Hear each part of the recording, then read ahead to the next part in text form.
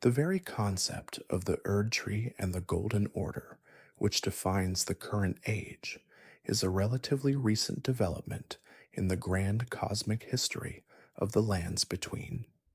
What you see when you first emerge into Limgrave, that colossal golden tree dominating the horizon, radiating light across a shattered realm, is not the beginning of this world's story, but merely one chapter in a saga that stretches back through eons of cosmic upheaval, divine intervention, and cycles of creation and destruction that predate human memory.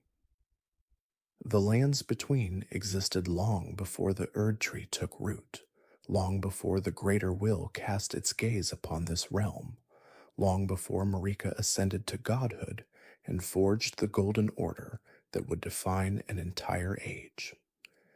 In that primordial time, the world was something altogether different, something wilder and more chaotic, where life itself took forms that would be unrecognizable to those who now walk beneath the Erd Tree's boughs.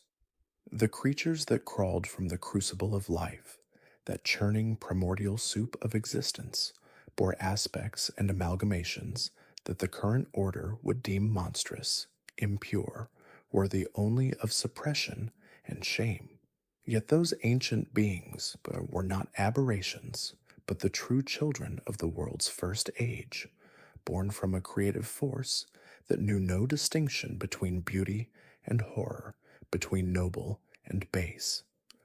The knights who bear crucible aspects in the present day, those warriors adorned with horns and tails and wings, carry within them genetic echoes of that distant era, fragments of a time when such features were not curses, but blessings, not mutations, but the natural expression of life's infinite potential.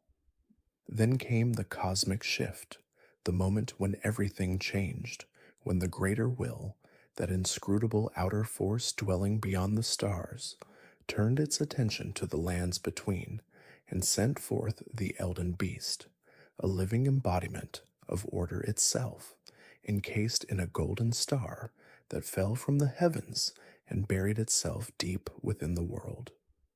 From that celestial seed grew the Erd Tree, an entity that was simultaneously tree, god, and cosmic anchor, a physical manifestation of the greater will's design for reality. The tree's roots spread through the land like veins of gold, fundamentally altering the nature of existence, establishing new laws, new cycles, new meanings for life and death.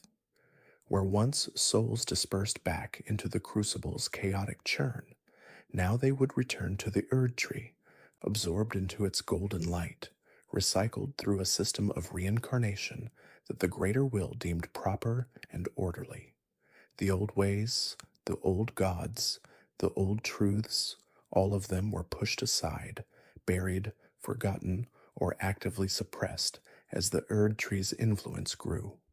Into this transformed world stepped Marika, a figure whose origins remain shrouded in mystery and contradiction, a Numen woman who would become a goddess, who would be chosen, or perhaps who chose herself, to serve as the vessel for the Elden Ring, that intricate pattern of runes that encoded the fundamental laws of reality under the greater will's design. Marika's ascension was not a simple coronation, but a transformation, a fusion of flesh and divinity that made her something more and perhaps something less than human. She took Godfrey, a warrior of unmatched strength, as her Elden Lord, and together they waged wars of conquest that brought the entire lands between under the Golden Order's dominion. The giants of the mountain tops, who tended their own flame and worshipped their own fell god, were slaughtered nearly to extinction, their civilization reduced to ruins, and their last survivor cursed to tend the very flame that had once been their sacred charge. The dragons, ancient and powerful, were brought to heel through a combination of warfare and diplomacy, their Elden Lord Placidusax abandoned by his own god, in an age before even the Erd trees rise, left to wait in a place outside time for a return that would never come. The ancestral followers who revered the crucible and the natural cycles were driven to the margins, their beliefs branded as heresy, their practices deemed primitive and dangerous. Marika's children, born of her union with Godfrey and later with Radagon, a mysterious figure who was simultaneously her consort and, in a twist that defies conventional understanding, herself, would become the demigods, beings of immense power who inherited aspects of their mother's divine nature and their father's strengths.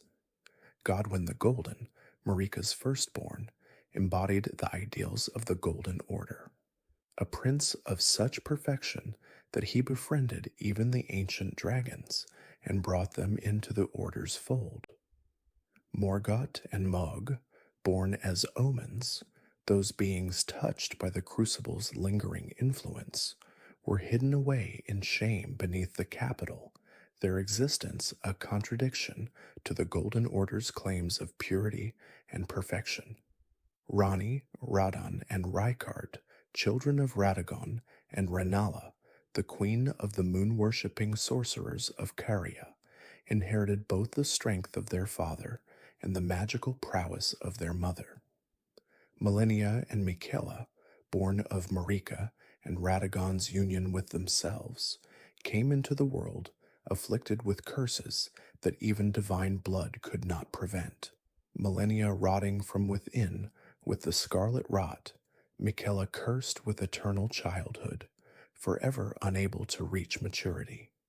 For an age, the Golden Order reigned supreme, its laws enforced by the capital city of Leyndell, its faith spread by the teachings of the Two Fingers, those enigmatic agents of the greater will who interpreted the outer god's desires for mortal understanding. But even in this golden age, cracks were forming, contradictions emerging, questions arising that the Order could not adequately answer. Why did the Erd tree, which promised eternal life through its cycle of rebirth, still allow suffering and death? Why did the Golden Order, which claimed to represent perfect law, require such brutal suppression of alternative beliefs and practices? Why did Marika herself, the goddess at the center of it all, seem increasingly troubled, increasingly willing to take actions that undermined her own order? The answer came in an act of shattering violence that would break the world. On the night of Black Knives, assassins wielding blades imbued with the rune of death, that fundamental aspect of the Elden Ring that Marika had removed and entrusted to her shadow, Malekith, for safekeeping, murdered Godwyn the Golden in both body and soul, or rather, through a ritual involving Rani's own orchestrated death, murdered his soul while leaving his body alive, creating the horrific in the most ancient past, long before the Golden Order, before the Erd Tree pierced the sky, before even the concept of grace as we understand it took hold. The lands between existed in a state of primordial chaos and raw, unbridled creation. This was the age of the Crucible, an era so distant that its truths have been obscured by millennia of myth, revision, and deliberate erasure by those who came after. To understand Elden Ring's deepest mysteries, we must begin here, in this time before time, when life itself was still learning what it meant to exist. The Crucible was not a place you could visit or a structure you could touch. It was instead a state of being, a churning wellspring of vital energy from which all life in the lands between first emerged. Imagine it as a primordial soup, though that description hardly does justice to its nature.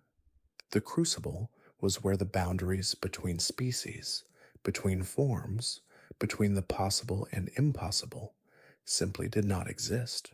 Everything that would later become distinct, everything that would eventually be categorized and separated into neat hierarchies of being, all of it swirled together in this foundational essence. When scholars and sages in later ages would speak of the crucible, they would use terms like the primordial form of the Erd tree or the crucible of life. But these are attempts to make comprehensible something that existed beyond comprehension. Life did not merely emerge from the crucible, life was the crucible expressing itself, taking shape, reaching outward into material reality. Before the Golden Order would establish its rigid laws of causality and death, before Marika would ascend to godhood, there stood the Great Tree. This was not the Erd Tree, though the two are often confused in fragmentary historical accounts.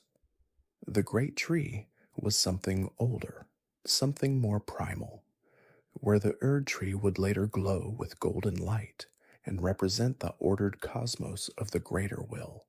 The Great Tree was intimately connected to the chaotic vitality of the crucible itself.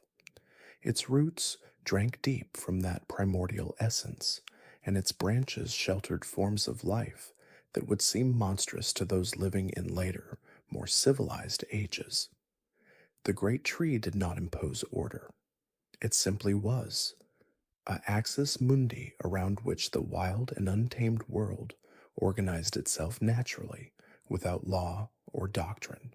From the crucible's endless potential emerged warriors of such legendary prowess that their reputation would endure even after their order fell into obscurity and shame.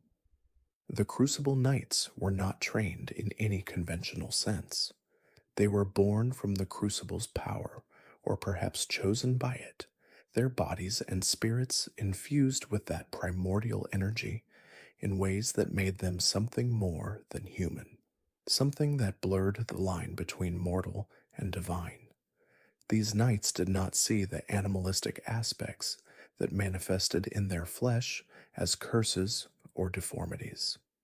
In the age of the crucible, such features were marks of blessing, signs that one carried the vital essence of creation itself. The Crucible Knights would later serve the Golden Order, but in this ancient era, they were champions of a very different paradigm, defenders of a world where the wild and the civilized had not yet been forced into opposition. The lands between in this age were not ruled by gods in golden thrones or demigods squabbling over great runes. The true sovereigns of this primordial world were the ancient dragons, beings of such power and majesty that they seemed to embody natural forces given consciousness and form. These were not the lesser drakes or wyverns that would populate the world in later ages. The ancient dragons were creatures of stone and lightning, their scales like carved rock, their breath the fury of storms made manifest. They did not simply inhabit the lands between. They shaped it, claimed it, made it theirs through right of primacy and power. Their civilization, if we can call it that, was built on principles utterly alien to human understanding, a society where might and elemental mastery determined all hierarchies. At the apex of dragon civilization stood Dragon Lord Placidusax, a being of such immense power that he held the title of Elden Lord in this forgotten age. Yes, there were Elden Lords before Godfrey, before Radagon, before the Golden Order even existed. Placidusax ruled not as a consort to Queen Marika, for she had not yet been born, but as the chosen champion of an outer god whose identity has been lost to time. We know this god existed. We know Placidusax served it with absolute devotion. We know that at some point, this god fled or was driven away, leaving Placidusax to wait in Farum Azula, outside of time itself, for a return that may never come. The nature of this forgotten god remains one of Elden Ring's deepest mysteries. Was it overthrown by the greater will?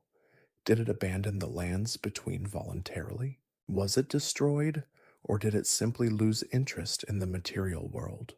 We can only speculate, but the fact that an Elden Lord existed before the Golden Order tells us that the Elden Ring itself, or something like it, predates Marika's ascension. The gods and demigods of this ancient era bore little resemblance to the refined humanoid figures that would populate the Golden Order's pantheon. These primordial deities were intimately tied to the Crucible's power, and their forms reflected that connection. They possessed horns that spiraled from their skulls, not as decorative crowns, but as natural outgrowths of bone and keratin. They had tails, functional and powerful, extensions of their spines that granted them balance and could be used as weapons. Some bore wings, feathered or scaled or membranous, that allowed them to soar above the primordial landscape.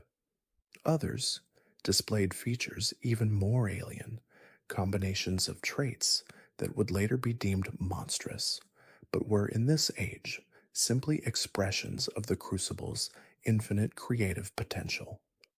To possess such features was to be marked as blessed, as carrying within oneself a direct connection to the source of all life. The Crucible's power did not manifest uniformly. It expressed itself through various physical aspects, each representing a different facet of that primordial vitality. The aspect of the Crucible incantations that would survive into later ages, jealously guarded by those few who still honored the old ways, preserve echoes of these manifestations. There were aspects of horns, allowing one to charge forward with the fury of a primordial beast. There were aspects of tail, granting the ability to sweep enemies aside with a powerful appendage that grew momentarily from the caster's body. There were aspects of breath, channeling the raw destructive force that the Crucible could unleash. Each of these aspects was not merely a spell or technique. Each was a temporary return to that state of primordial possibility, a moment where the caster's form became fluid again, able to express traits that rigid biology would later forbid. Yet even in this ancient age, the lands between were not isolated from the influence of forces beyond the material world. The outer gods, entities of vast power existing in dimensions parallel to or beyond conventional reality, had already begun to exert their influence.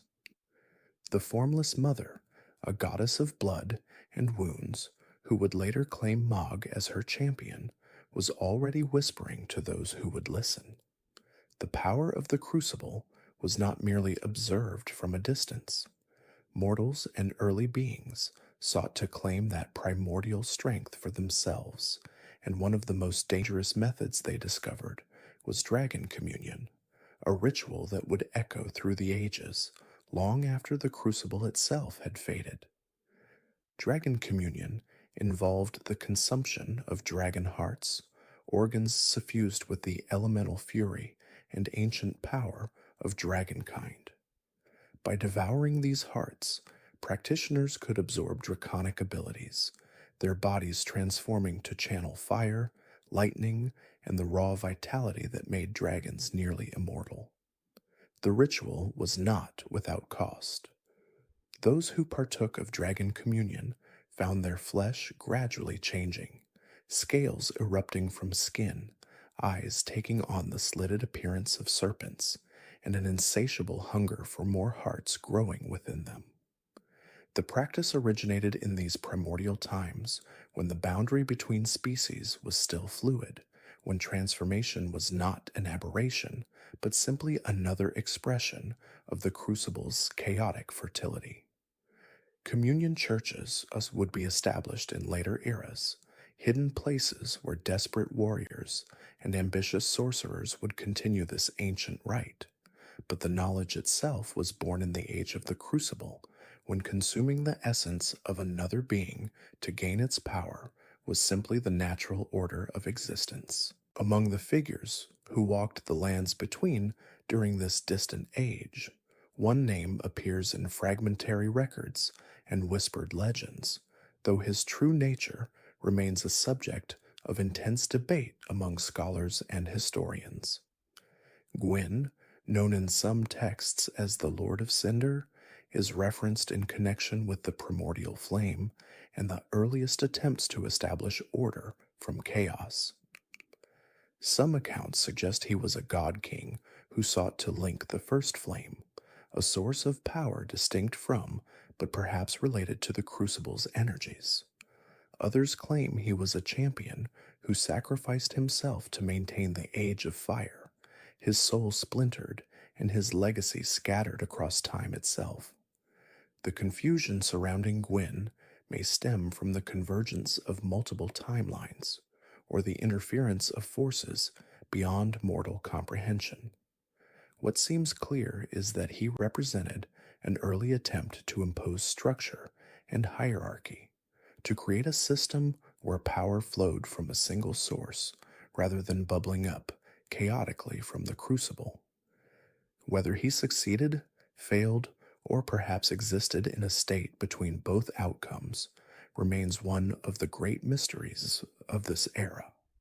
His story, fragmented as it is, suggests that even in the age of primordial unity, there were those who envisioned a different future, one of order and control. The crucible itself embodied a concept that would seem alien to those living in later, more stratified ages.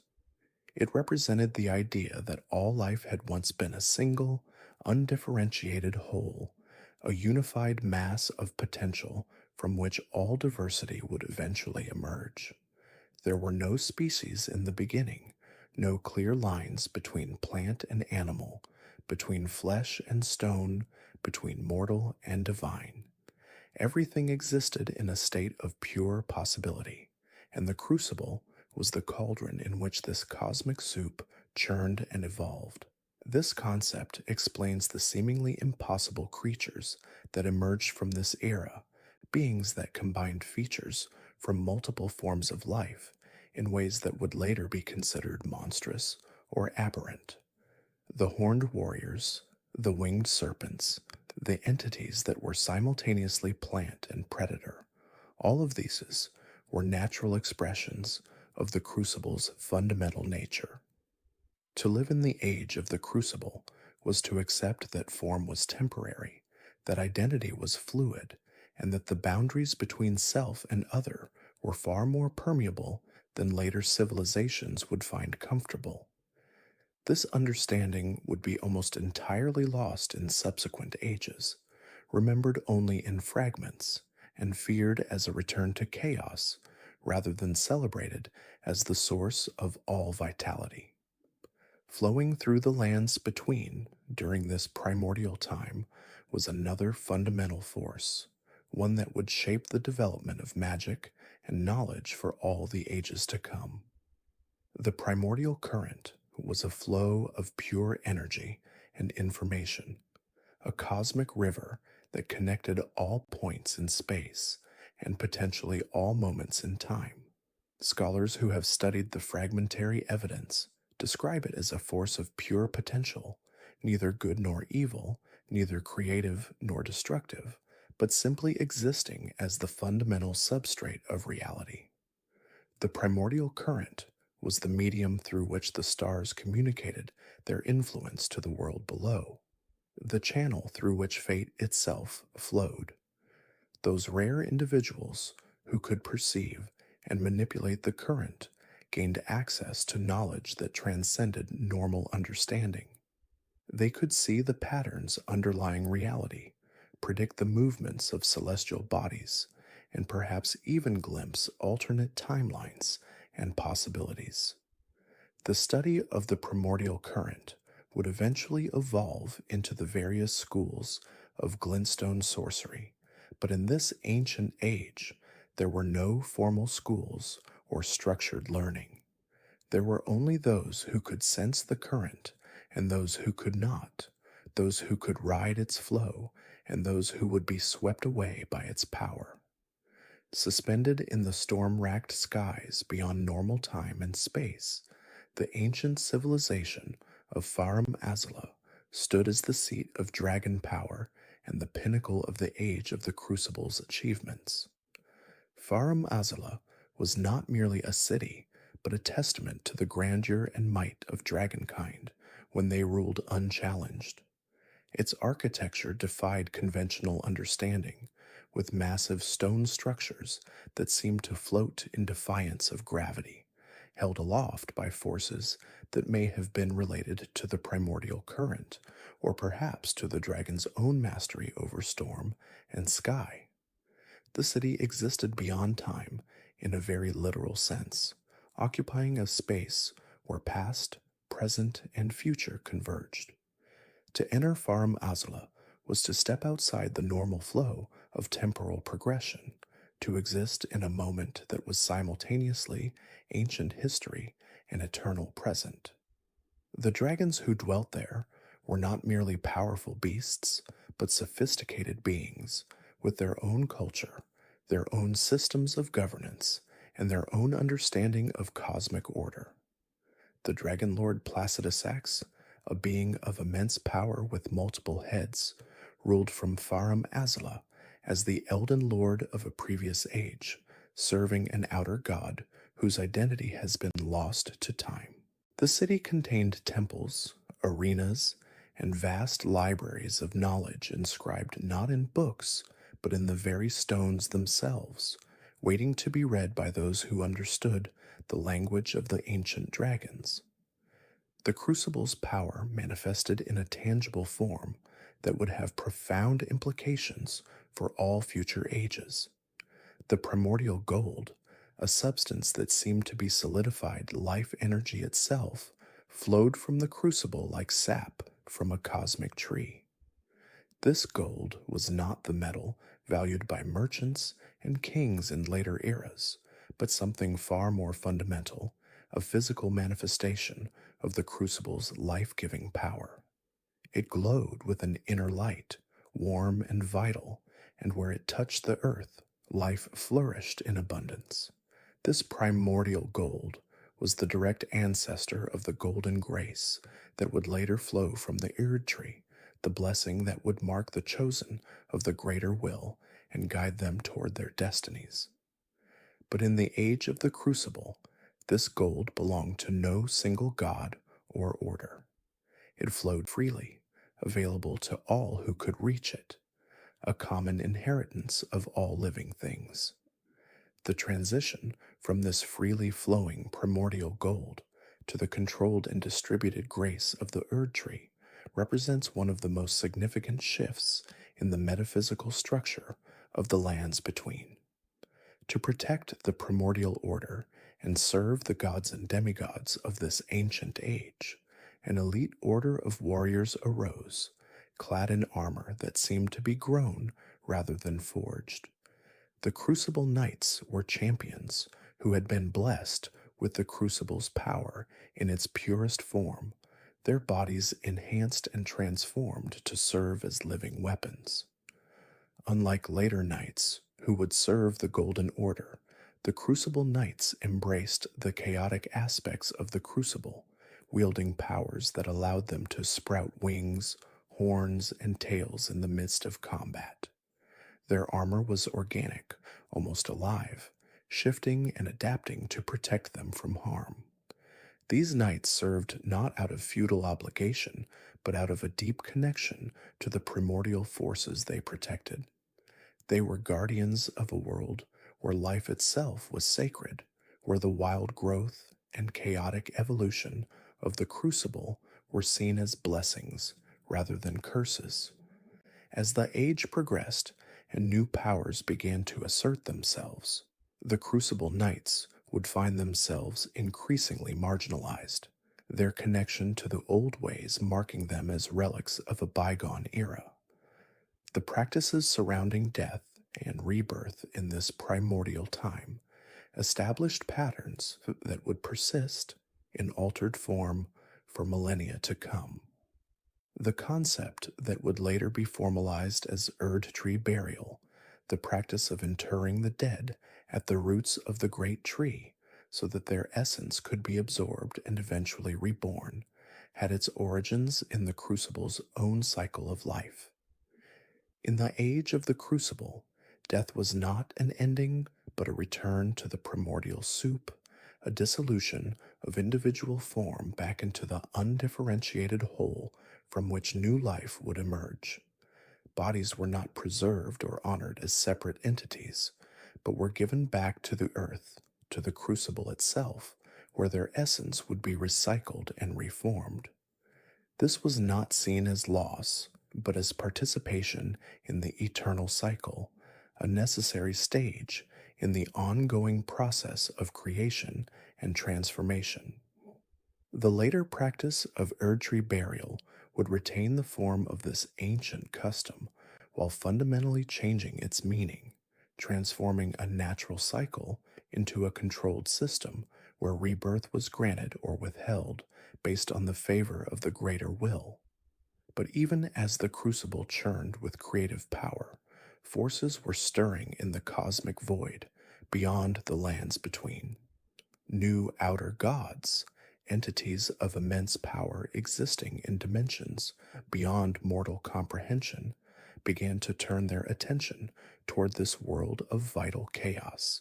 The greater will, a force that sought order and structure above all else, observed the wild fertility of the crucible and saw not beauty, but inefficiency, not freedom, but waste. Other outer gods, each with their own natures and desires, also began to extend their influence, seeking to claim this world for themselves or to reshape it according to their alien visions. The crucible's power, vast as it was, began to wane not through any internal weakness, but through the sheer weight of attention from these cosmic entities. The age of undifferentiated potential was drawing to a close, and the age of imposed order was beginning to dawn. In the distant past, following the primordial age of the crucible, a cosmic event occurred that would fundamentally reshape the lands between and establish an entirely new paradigm of existence. This moment, which scholars and theologians would later call the cosmic shift, marked the arrival of an entity so powerful, so alien to the natural world, that it would redefine the very concept of order itself. The greater will, an outer god existing beyond the comprehension of mortal minds, turned its attention toward the lands between. Outer gods, you should understand, are beings of immense power that exist outside the conventional reality of the world, each seeking to impose their own vision of order or chaos upon the lands they touch. The greater will was perhaps the most ambitious of these entities, desiring not merely to influence the world, but to completely restructure its fundamental laws. To enact its vision, the greater will sent a golden star hurtling through the void of space toward the lands between.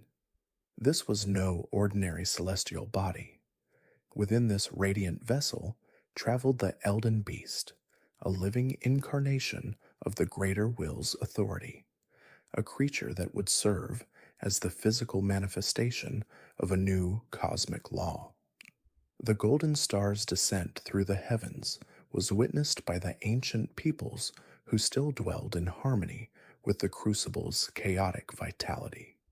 To them, this burning light crossing the sky must have seemed like an omen, though whether of salvation or doom none could have known.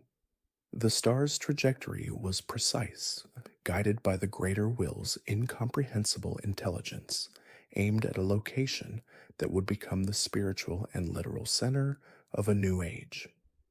When the golden star finally struck the earth, the impact fundamentally altered the landscape. The Elden Beast emerged from its cosmic vessel, a creature of pure golden light and divine purpose. This being was unlike anything the lands between had ever witnessed. Where the crucible had been wild and generative, producing endless variations of life in a chaotic dance of creation, The Elden Beast represented something entirely different. It embodied structure, hierarchy, and immutable law. The Elden Beast did not simply exist within the world, it became the Elden Ring itself, transforming its essence into a metaphysical framework that would govern all aspects of reality within the lands between. The Elden Ring, as you need to understand, is not merely a physical object, though it can manifest as one. It is a collection of great runes, cosmic principles that define fundamental aspects of existence, such as life, death, causality, and fate itself. Through the Elden Beast's transformation into the Elden Ring, the concept of order was established within the lands between for the first time. This was order in its purest form, a divine architecture that sought to categorize, systematize, and control every element of existence. Where once life had flourished in unpredictable and sometimes monstrous forms under the crucible's influence, now there would be rules, boundaries, and predetermined paths. The Elden Ring's power began to radiate outward from the point of the Golden Star's impact, slowly but inexorably imposing its structure upon the wild world. From the exact location where the Elden Beast had landed, something miraculous began to grow. The Erd Tree, a colossal golden tree of impossible size and luminosity, emerged from the earth. This was no natural growth. The Erd Tree drew its power directly from the Elden Ring, serving as both a physical symbol of the new order and a conduit through which the Elden Ring's influence could spread throughout the entire realm. The tree grew to staggering heights, its golden boughs visible from every corner of the lands between, a constant reminder of the greater will's dominion. Its roots delved deep into the earth, tapping into the fundamental forces that sustained the world, while its canopy seemed to brush against the heavens themselves. The Erd Tree became the axis around which all civilization would eventually revolve, the sacred center of a new religious and political order. As the Erd Tree matured, it began to produce a substance of profound significance. The tree's sap, which came to be known as the blessing of the Erd Tree, started to flow from its bark. This golden liquid was no ordinary resin. It carried within it a fragment of the Elden Ring's power, a tangible manifestation of the greater will's grace. When living beings came into contact with this blessing, they experienced a fundamental change in their nature. Their eyes began to glow with a golden light, a visible mark of the Erd Tree's favor.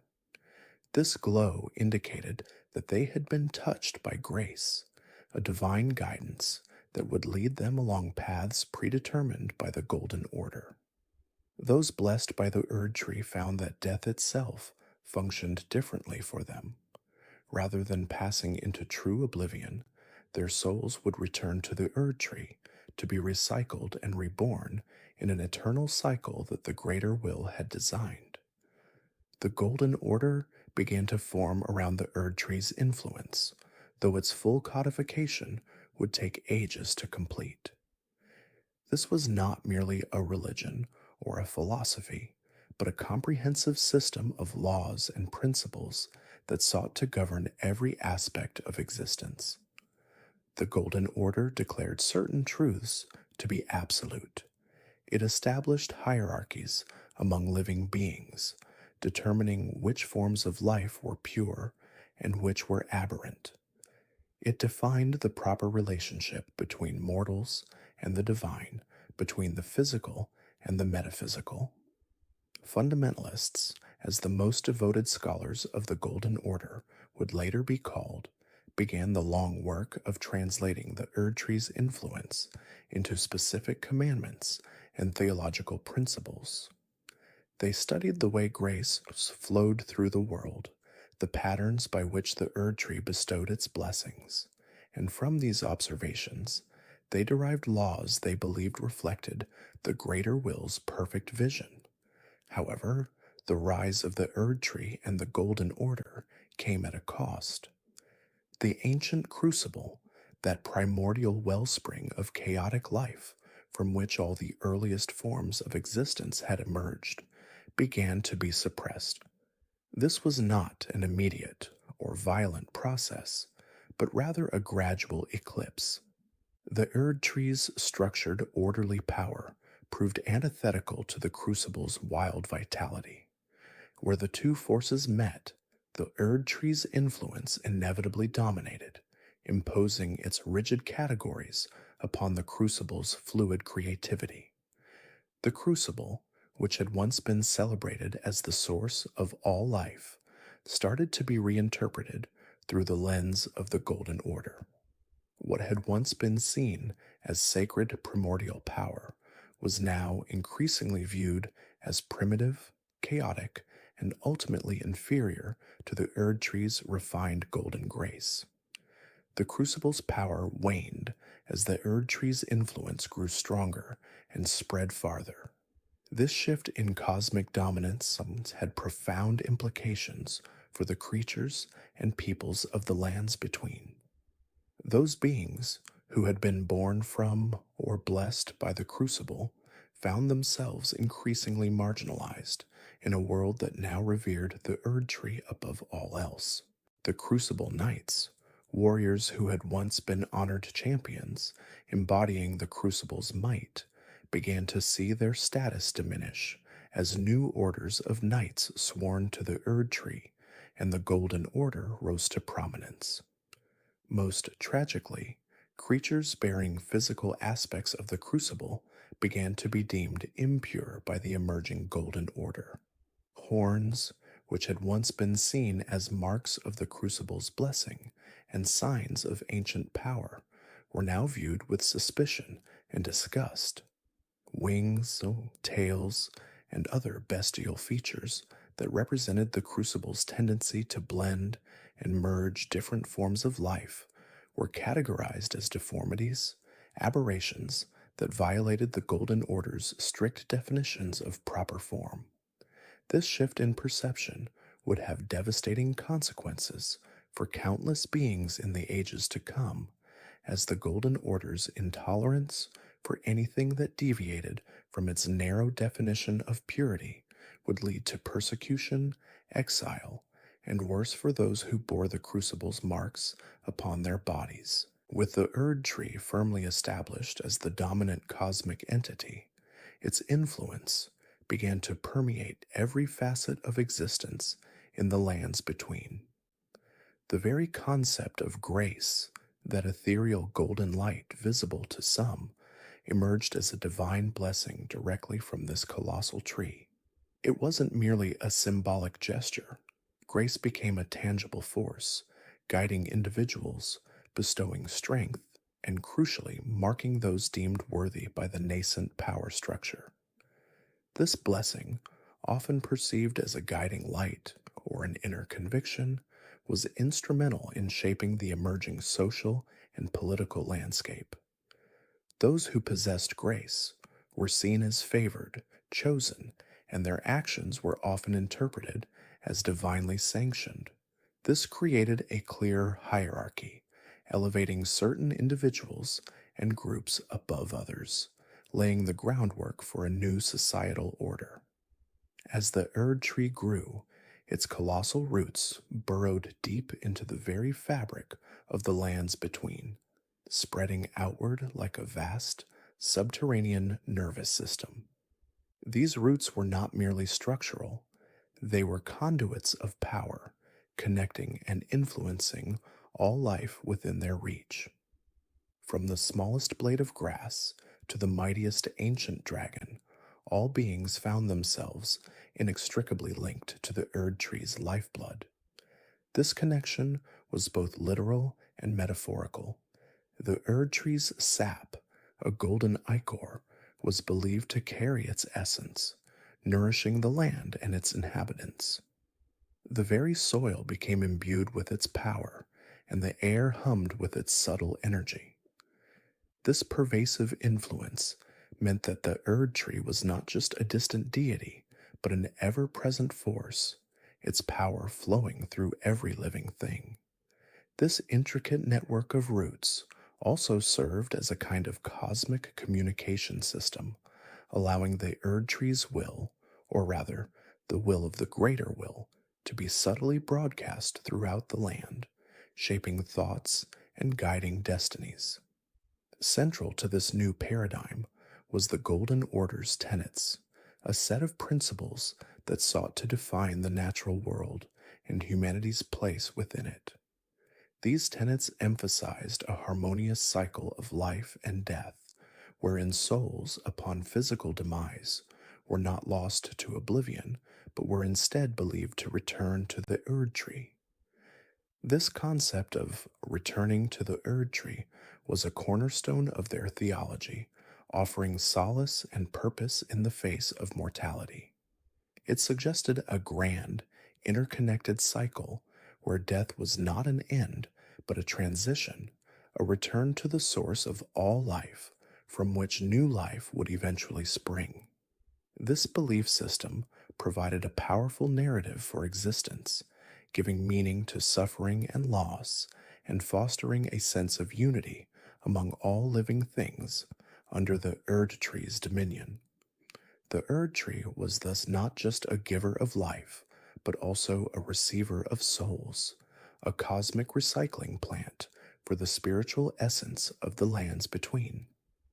As the Golden Order solidified its grip, the Erd tree's radiant light began to shine across the entire land, a golden beacon piercing through the ancient shadows. This was not merely a metaphorical illumination, it was a visible manifestation of the Erd tree's power, actively replacing the older, darker energies that had once held sway. The primordial crucible, with its chaotic, untamed energies, gradually receded, its influence diminished by the Erd tree's pervasive glow. The ancient dragons, once revered as godlike figures, found their dominion challenged, their fiery breath dimmed by the Erd tree's steady radiance. This shift in cosmic power was a profound transformation, ushering in an era of perceived order and enlightenment, where the golden light symbolized purity, divinity, and the promise of a structured, predictable existence. The very landscape seemed to brighten, the previously wild and untamed regions slowly bending to the Erd tree's golden will. With this newfound cosmic authority, the Golden Order began to establish its temporal power, extending its influence over the diverse tribes and peoples scattered across the lands between. This was a period of significant cultural and political upheaval, as the nascent Golden Order sought to unify disparate groups under a single banner. This often involved a combination of diplomacy, coercion, and, when necessary, outright conquest. Settlements that resisted the Erd tree's embrace found themselves facing the might of the Golden Order's burgeoning military forces. Missionaries, adorned in golden vestments, spread the tenets of the Erd tree, promising prosperity and eternal life to those who accepted its dominion. This expansion was not always peaceful, but the promise of grace and the perceived divine favor of the Erd tree proved to be powerful motivators, drawing many into its ever-widening sphere of influence. The various tribes, with their unique customs and beliefs, were gradually assimilated, their ancient traditions often reinterpreted or suppressed in favor of the Golden Order's standardized doctrine. At the heart of this expansion was the propagation of a singular, unified divine power, the greater will. This was a deliberate effort to consolidate spiritual authority, asserting that all blessings, all power, and all creation stemmed from this one overarching cosmic entity. The Erd tree, therefore, became the central symbol of the greater will's dominion, its physical manifestation in the lands between. It was the conduit through which the greater will's influence flowed, and its immense size and undeniable power served as a constant reminder of the greater will's omnipresence. The concept of multiple deities, or competing cosmic forces, was systematically dismantled, replaced by the monolithic authority of the greater will. This simplification of the divine landscape made it easier to govern, to preach, and to enforce adherence to the Golden Order's principles. The Erd Tree became the focal point of worship, pilgrimage, and all religious rites, solidifying its place as the undisputed spiritual heart of the lands between. As the Golden Order matured, it began to categorize and define the natural world according to its principles. This was a systematic attempt to bring order to the perceived chaos of existence, to understand and control the forces of nature through the lens of Erdtree theology. Creatures were classified, phenomena were explained, and even magic was reinterpreted to align with the Golden Order's understanding of the greater will. This intellectual endeavor was not merely academic, it was a means of control. By defining the world, they could better govern it, identifying threats, harnessing resources, and shaping the narrative of existence. This period saw the development of early forms of Golden Order incantations, spells that drew their power not from ancient chaotic sources, but from the orderly life-giving energy of the Erd Tree. This systematic approach extended to the very fabric of reality, with scholars and theologians meticulously cataloging and explaining everything from the movement of the stars to the growth of a sapling, all under the overarching framework of the greater will's divine plan. Crucially, this era also saw the laying of the initial foundations for the future golden lineage and its enduring rule. The concept of a divinely appointed leadership, chosen by the greater will and blessed by the Erd Tree, began to take root. Specific individuals, often those who demonstrated exceptional grace or were perceived as particularly devout, were elevated to positions of power and influence. These early leaders, though not yet part of the formalized golden lineage as it would later be known, were the precursors, the trailblazers who established the precedent for a ruling class intimately connected to the Erd Tree and the greater will. Their authority was not merely political, it was spiritual, lending immense weight to their decrees and solidifying their position as the rightful stewards of the lands between. This nascent aristocracy, bound by shared faith and a perceived divine mandate, began to intermarry, creating the first threads of what would eventually become the powerful and enduring golden lineage, destined to shape the fate of the lands between for millennia to come. The seeds of Marika's future reign, and indeed the entire epic saga of Elden Ring, were sown in these foundational moments, as the greater will asserted its dominance, and the Erd Tree became the undisputed heart of a new golden age. We now move into what is arguably the most pivotal period in the lands between, a time so formative that its echoes resonate through every ruin and every character you encounter in Elden Ring. This is the ancient history of the Golden Age, an era that truly began with the ascension of Queen Marika the Eternal.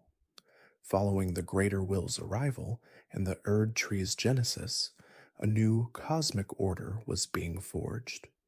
It was during this nascent stage of the Erd Tree's dominance that Marika, a figure whose true origins are shrouded in mystery even to the most dedicated scholars of the lands between, rose to unimaginable power.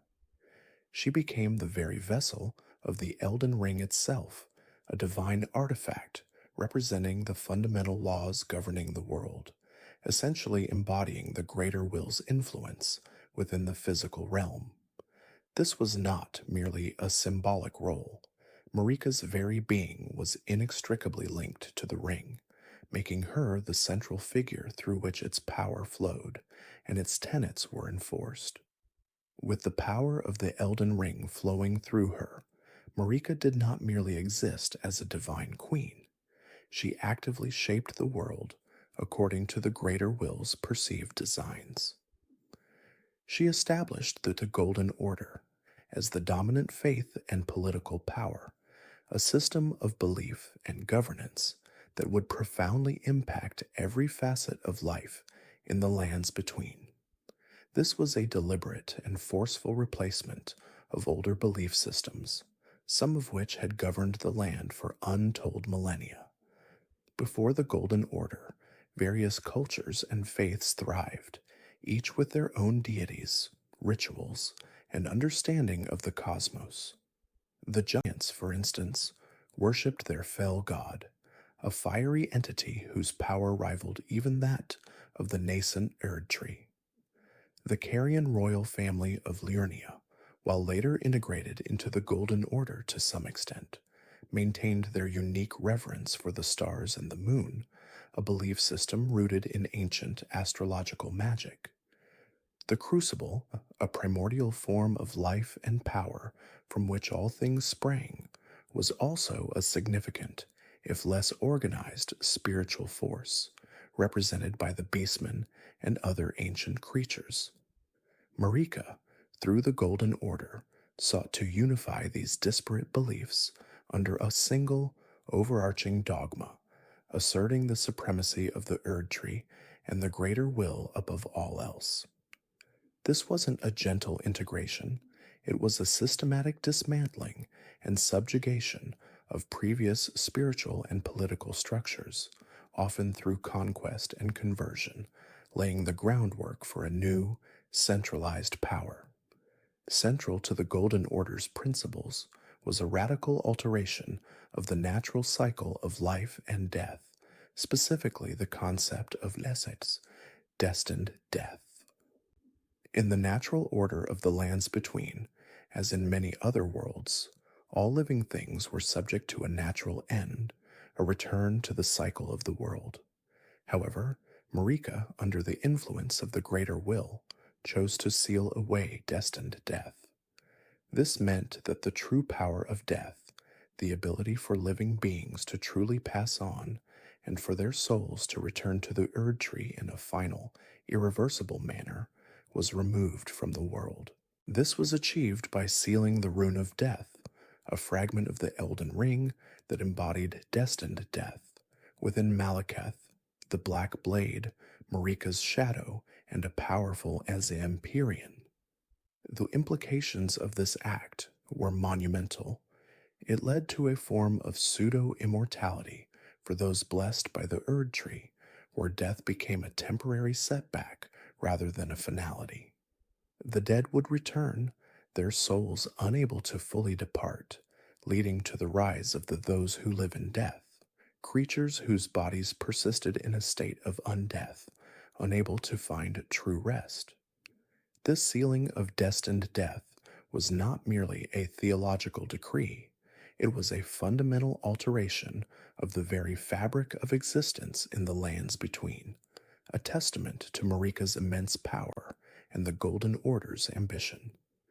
It ensured that the souls of the deceased would instead return to the Erd tree, nourishing it and perpetuating its cycle, rather than dissolving into the broader cosmos. This control over death was a cornerstone of the Golden Order's power, cementing its authority over life itself. However, the establishment of the Golden Order was not a peaceful transition. Marika's ambition to assert the Golden Order's supremacy meant confronting the established powers of the lands between, most notably the ancient dragons.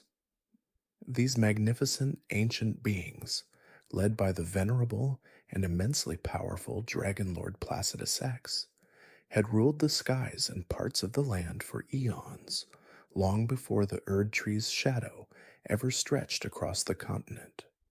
Their dominion was absolute, their power immense, and their culture deeply ingrained in the very landscape. The dragons were not merely beasts, they possessed intelligence, a complex social structure, and a unique form of lightning based magic that predated the Golden Order's incantations. Marika, leading her newly formed armies, waged a brutal and prolonged war against these formidable creatures. This was a conflict of cosmic proportions, pitting the nascent power of the Golden Order and the Erd Tree against the ancient, elemental might of the dragons. Battles raged across the lands between, leaving scars on the landscape that persist to this day. The Dragon Communion, a practice of consuming dragon hearts to gain their power, emerged from this conflict, a grim testament to the ferocity of the fighting. Ultimately, Marika, through sheer force of will and the burgeoning power of the Golden Order, emerged victorious. She eventually defeated the ancient dragons, a monumental achievement that solidified the Golden Order's claim to dominance. The ancient dragon capital of Farum Azula, a floating city of immense architectural and magical significance, was left in ruins, a testament to the devastating power unleashed during this war. Yet the fate of Placidusax, the Dragon Lord, remains ambiguous. While the dragons were defeated, Placidusax was not definitively slain. Legends suggest he awaits the return of his god, a figure whose identity is as mysterious as his own, within the eye of the storm in Farum Azula, forever awaiting a past that may never return. This ambiguity surrounding Placidusax's ultimate fate hints at the limits of even Marika's power, suggesting that some ancient forces, even when defeated, cannot be truly extinguished. His continued existence, albeit in a state of suspended animation, is a subtle reminder that the Golden Order, for all its power, did not completely erase every vestige of the old world. To lead her armies and solidify her earthly power, Marika sought a consort, not merely a figurehead, but a fierce warrior capable of uniting the disparate tribes and peoples under her banner. She found this in Godfrey, the first Elden Lord. Originally known as Huara Lu, he was a chieftain of a barbarian tribe, a formidable warrior whose strength and leadership were legendary even before his encounter with Marika. His reputation for ferocity was so great that he had to suppress his inner beast, Sarosh, the beast regent, who clung to his back, to present a more civilized front as Elden Lord. Marika recognized his raw power and leadership potential, seeing in him the perfect instrument to expand and secure the Golden Order's dominion. She took him as her consort, bestowing upon him the title of Elden Lord, a position of immense prestige and power, second only to Marika herself. This alliance was not merely political, it was a strategic move to combine divine authority with unparalleled martial prowess, creating an unstoppable force. Godfrey, now Elden Lord, became the spearhead of Marika's expansionist campaigns. Together, Marika and Godfrey had 3 children, each destined to play a significant, if often tragic, role in the history of the lands between. Their firstborn was Godwyn the Golden, a figure of unparalleled charisma and strength.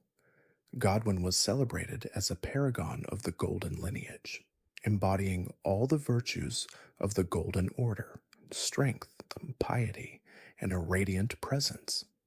He was a beloved figure, a hero to the people, and his very existence seemed to affirm the righteousness and prosperity of Marika's rule.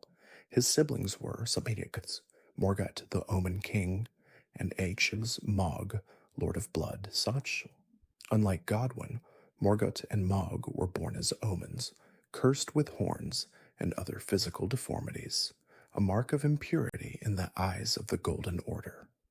Their births were a source of shame and a stark contradiction to the Golden Order's ideals of perfection. While Godwin was celebrated, Morgoth and Mog were cast out and imprisoned in the subterranean shunning grounds beneath the capital, their existence a dark secret that belied the radiant facade of the Golden Age. This stark contrast between Godwin's celebrated status and his brother's hidden suffering highlights the inherent hypocrisy and rigid dogma that lay beneath the Golden Order's gilded exterior. Godwin's radiant image served as a powerful symbol, a beacon of hope and divine favor that further cemented the Golden Order's hold over the populace, while the suffering of his Omen brothers was systematically suppressed, a dark undercurrent to the Golden Age's apparent glory. Meanwhile, within the nascent Golden Order, a dark secret festered. Even as Marika solidified her reign, the very tenets of her new faith, emphasizing perfection and a rigid adherence to the Golden Order's ideals, created outcasts. This prejudice manifested most tragically in the treatment of the omens, individuals born with horns or other physical deformities that were seen as aberrations, a curse upon the natural order. Among these were Marika's own children, Morgoth and Mog. Born as omens, their very existence was an affront to the Golden Order's aesthetic and theological sensibilities. To preserve the illusion of a flawless lineage and to maintain the Golden Order's unwavering authority, Morgoth and Mog were hidden away, imprisoned beneath the capital city of Leyndell. Morgoth, the veiled monarch, would spend his life defending a kingdom that scorned him, while Mog, the Lord of Blood, would eventually embrace his ostracization, seeking power and a new dynasty far from the Golden Order's reach. Their tragic fates underscore the hypocrisy and inherent cruelty woven into the fabric of Marika's seemingly benevolent new world. With the foundational structures of the Golden Order firmly in place and its initial internal challenges managed, Marika turned her attention to the last remaining threats to her absolute dominion. Her ambition was boundless, and her vision for the lands between was one of complete unification under the Erd Tree's golden light. To achieve this, she commanded Godfrey, her first Elden Lord, and the chieftain of the warrior barbarians, to brandish the Elden Ring once more. This was no mere suggestion, but a divine decree, an imperative to wield the power of the Elden Ring, the very source of the Erd Tree's grace, to conquer the last vestiges of resistance. The primary target, the fire giants, a formidable race inhabiting the frigid peaks of the mountain tops of the giants, who worshipped a primordial flame, antithetical to the Erd Tree's golden glow. Godfrey, ever the loyal and formidable warrior, led the Golden Host, the elite forces of the Golden Order, in a brutal and protracted war against the fire giants. This was a conflict of elemental forces, a clash between the golden light of the Erd Tree and the ancient, untamed flame of the giants. The Golden Host, bolstered by the power of grace and the unwavering conviction of their divine mission, systematically hunted down and eradicated the fire giants. The war was characterized by immense destruction and bloodshed, pushing the fire giants to the brink of extinction. Their numbers dwindled, their ancient fortresses crumbled, and their proud civilization was brought to its knees by the relentless advance of Godfrey's legions. This campaign was a testament to the sheer military might of the Golden Order and Godfrey's unparalleled prowess as a commander. The climax of this devastating war saw the defeat of the fell god of the fire giants, the ancient entity that was the source of their primordial flame and the object of their worship. This powerful being, a direct antithesis to the Erd Tree, represented the last significant challenge to Marika's absolute spiritual and temporal authority.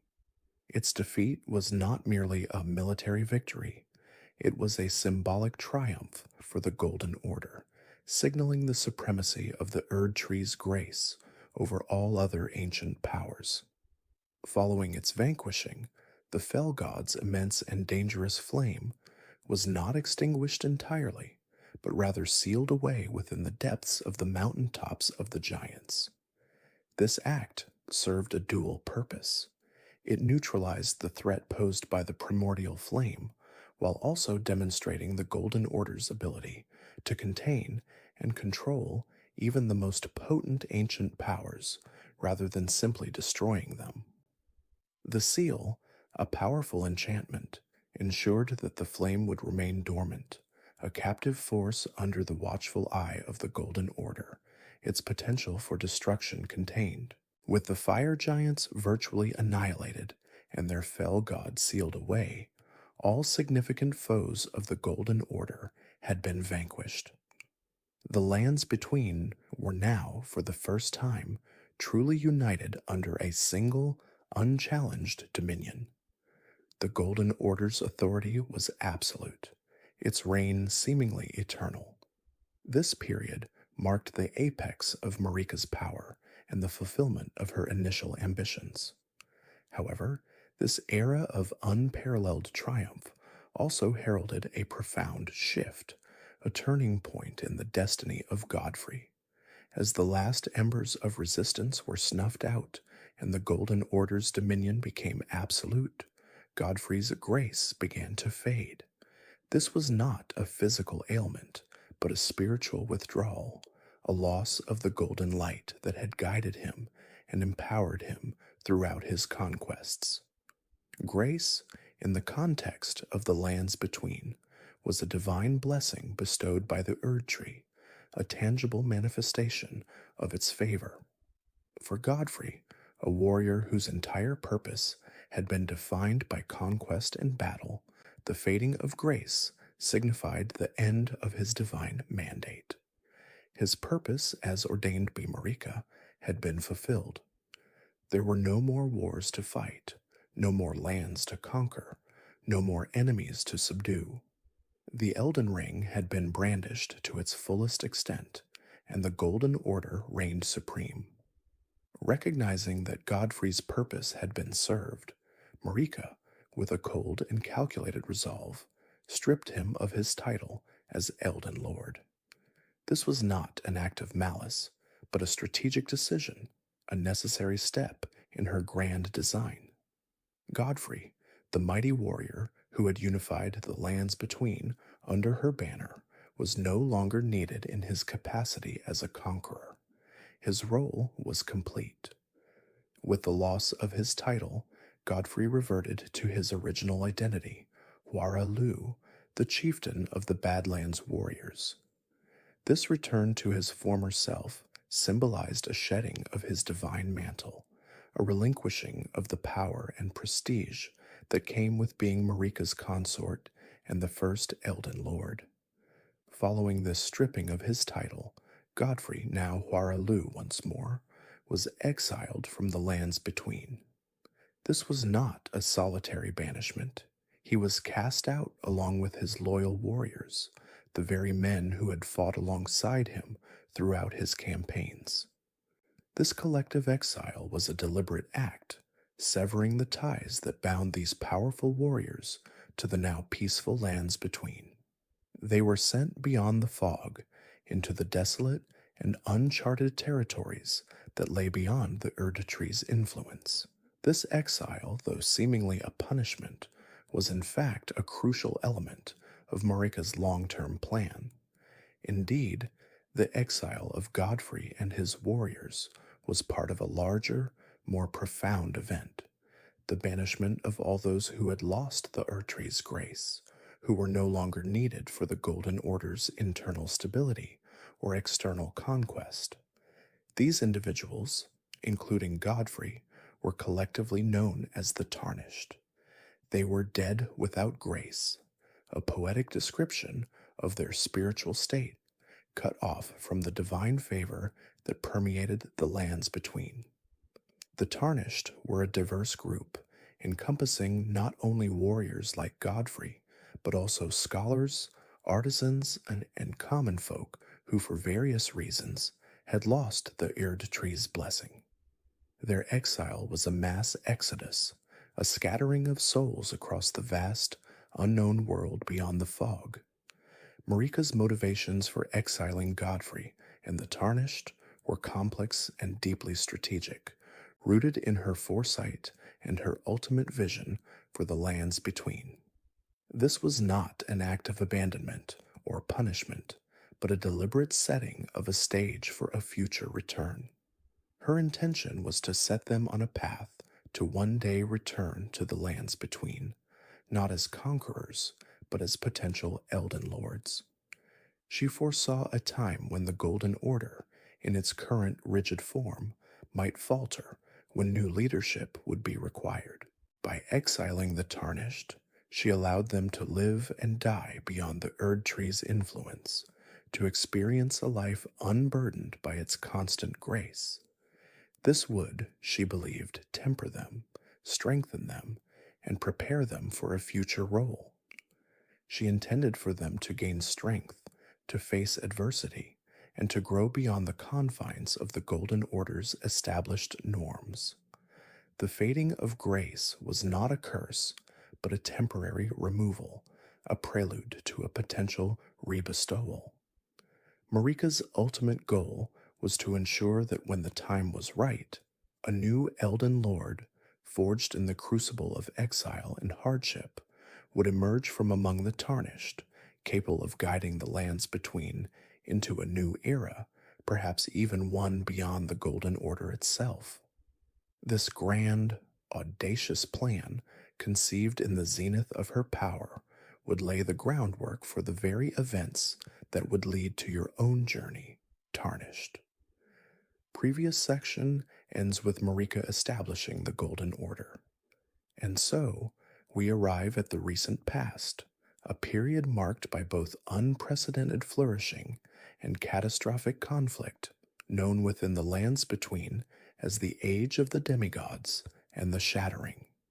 Following Marika's ascension and the establishment of the Golden Order, a new generation of powerful beings came into existence, shaping the very fabric of this era. Queen Marika, now the vessel of the Elden Ring, bore numerous children, each a demigod of immense power and influence. Among them were the valiant Godwyn the Golden, the first of her offspring, known for his noble spirit and unmatched prowess in battle.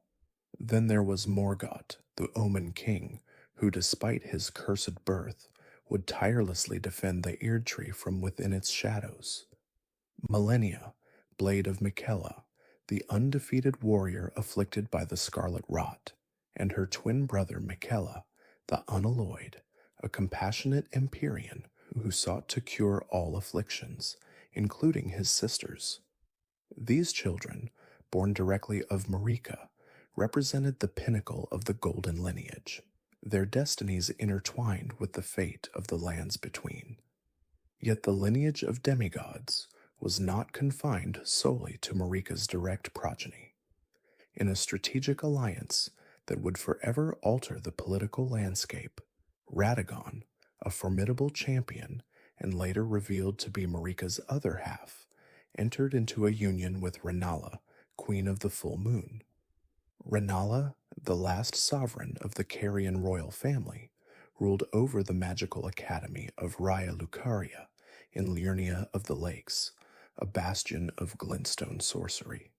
Their marriage, a testament to the complex political maneuvering of the era, produced 3 remarkable children: Rani, an Empyrean sorceress destined for a fate far grander than she initially imagined; Rykard, the future Lord of Blasphemy, whose insatiable hunger for power would lead him down a dark path; and Radon, the Star Scourge, a colossal warrior who held the very stars in place to prevent the return of his beloved master, the astrologer Leonard. This union between Radagon and Renala effectively brought together two of the most powerful houses in the lands between, creating a formidable force that further solidified the Golden Order's reach, even if it was through a somewhat indirect connection. However, this marital bliss was not to last. In a move that sent shockwaves across the lands between and remains a subject of much speculation, Radagon eventually abandoned Renala and the Carian royal family. He returned to the Erd Tree and, in an unprecedented act, became Queen Marika's second consort. This union was more than just a marriage, it was a profound merging of power and lineage. Radagon, already a prominent figure, now sat beside Marika as the second Elden Lord, effectively uniting the golden lineage, rooted in the Erd Tree, with the powerful Carian royal family, known for its mastery of glintstone sorcery.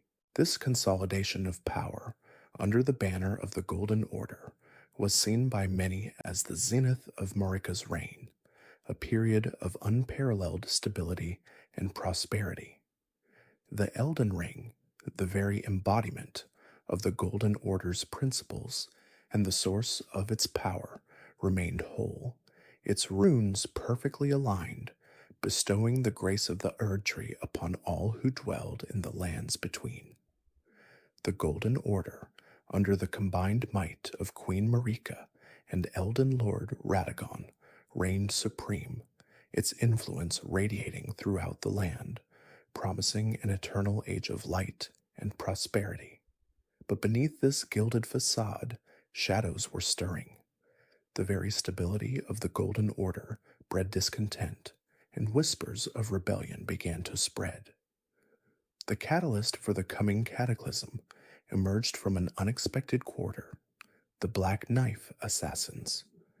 These shadowy figures, believed to be Numen, the same race as Mareka herself, were allied with Rani, one of Radagon and Renala's children.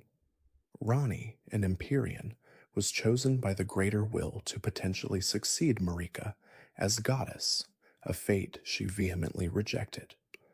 Driven by her desire to escape the control of the Greater Will and usher in an age of stars, Rani orchestrated a clandestine plot, a scheme that would forever change the course of history: the Night of Black Knives.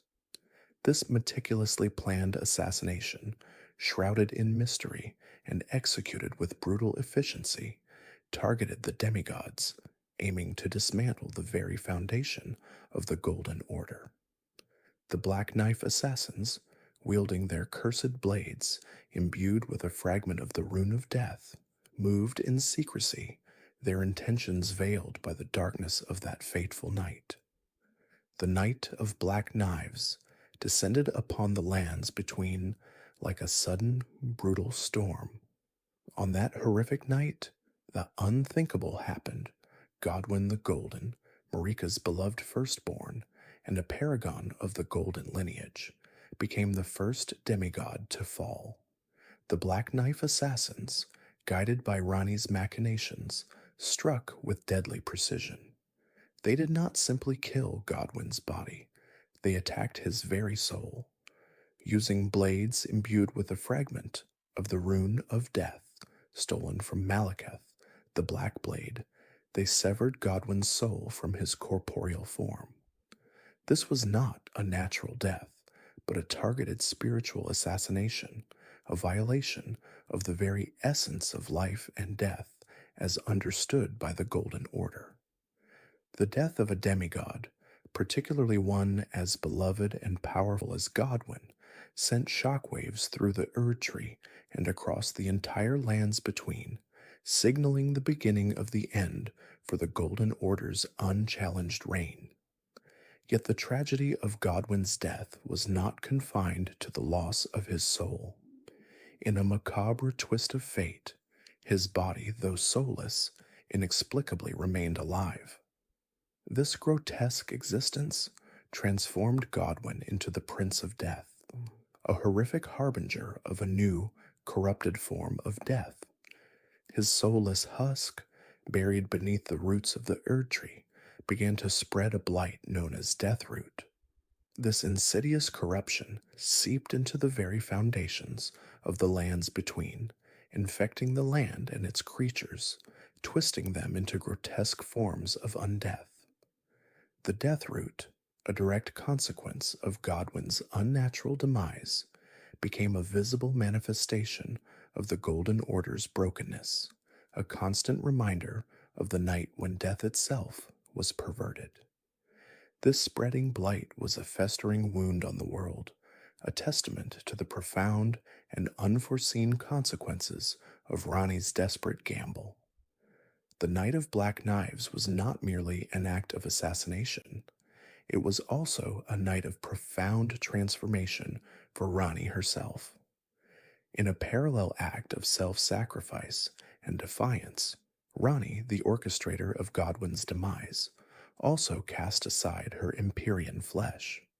She understood that to truly escape the greater will's influence and forge her own destiny, she needed to sever her connection to the physical form that bound her to its designs. Using the other half of the stolen rune of death, Ronnie killed her own body, a ritualistic act that mirrored the soul death inflicted upon Godwin.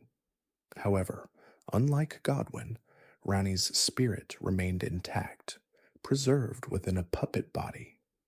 This allowed her to escape the greater will's direct control, becoming a spectral presence, a disembodied spirit free to pursue her age of stars, a future where the influence of the outer gods would be diminished.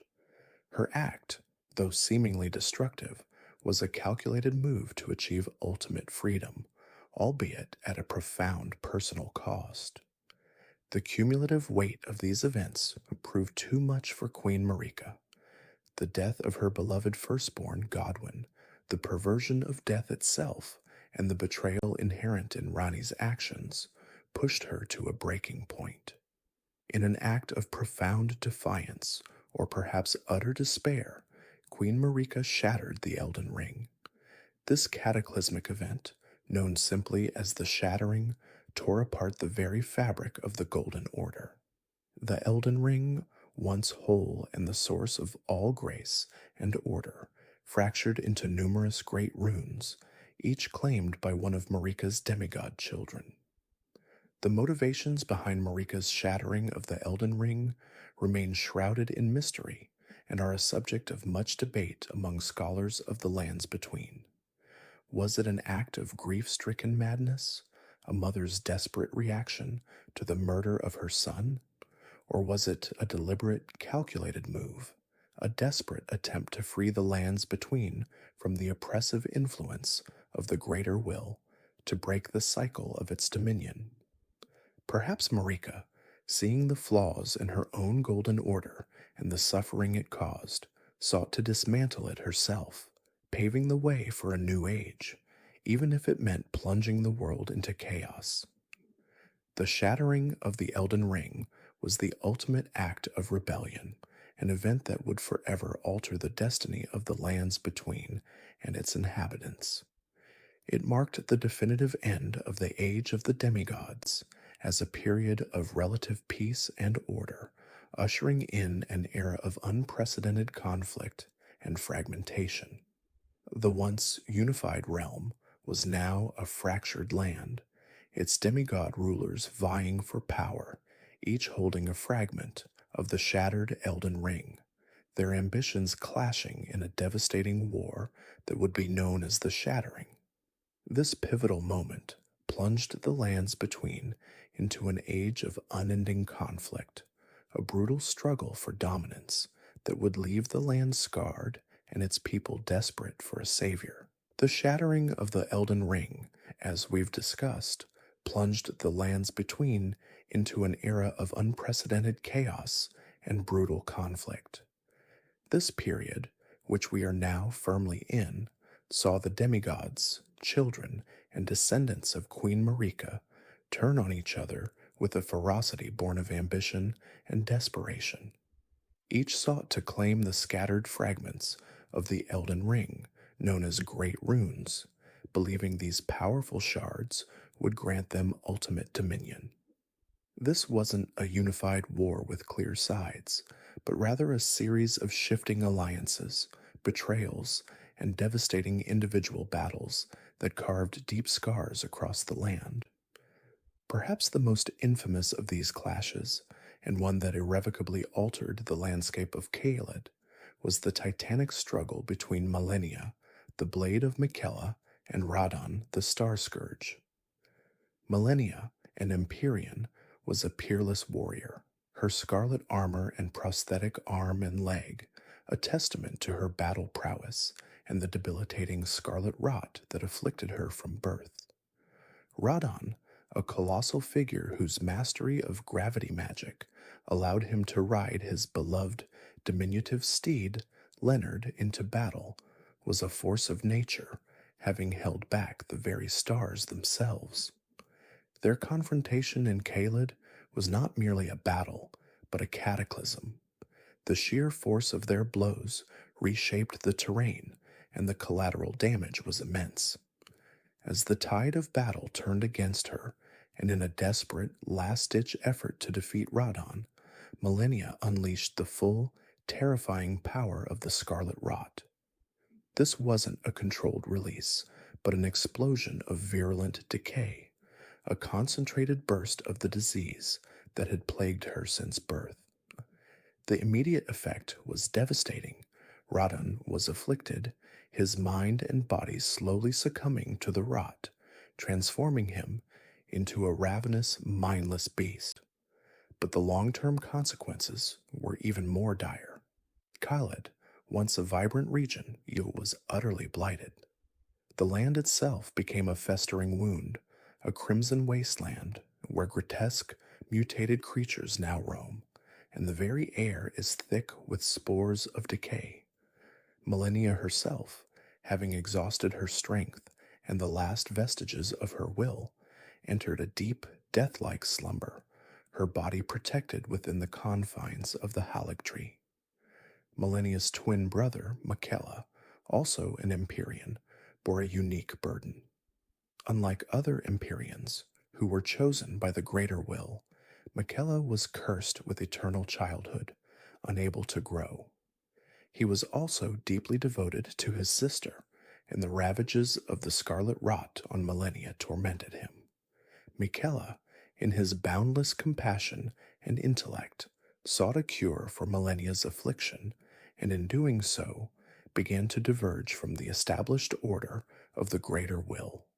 He understood that the Golden Order, the dominant religious and political power, offered no solace for his sister's plight, nor for his own curse.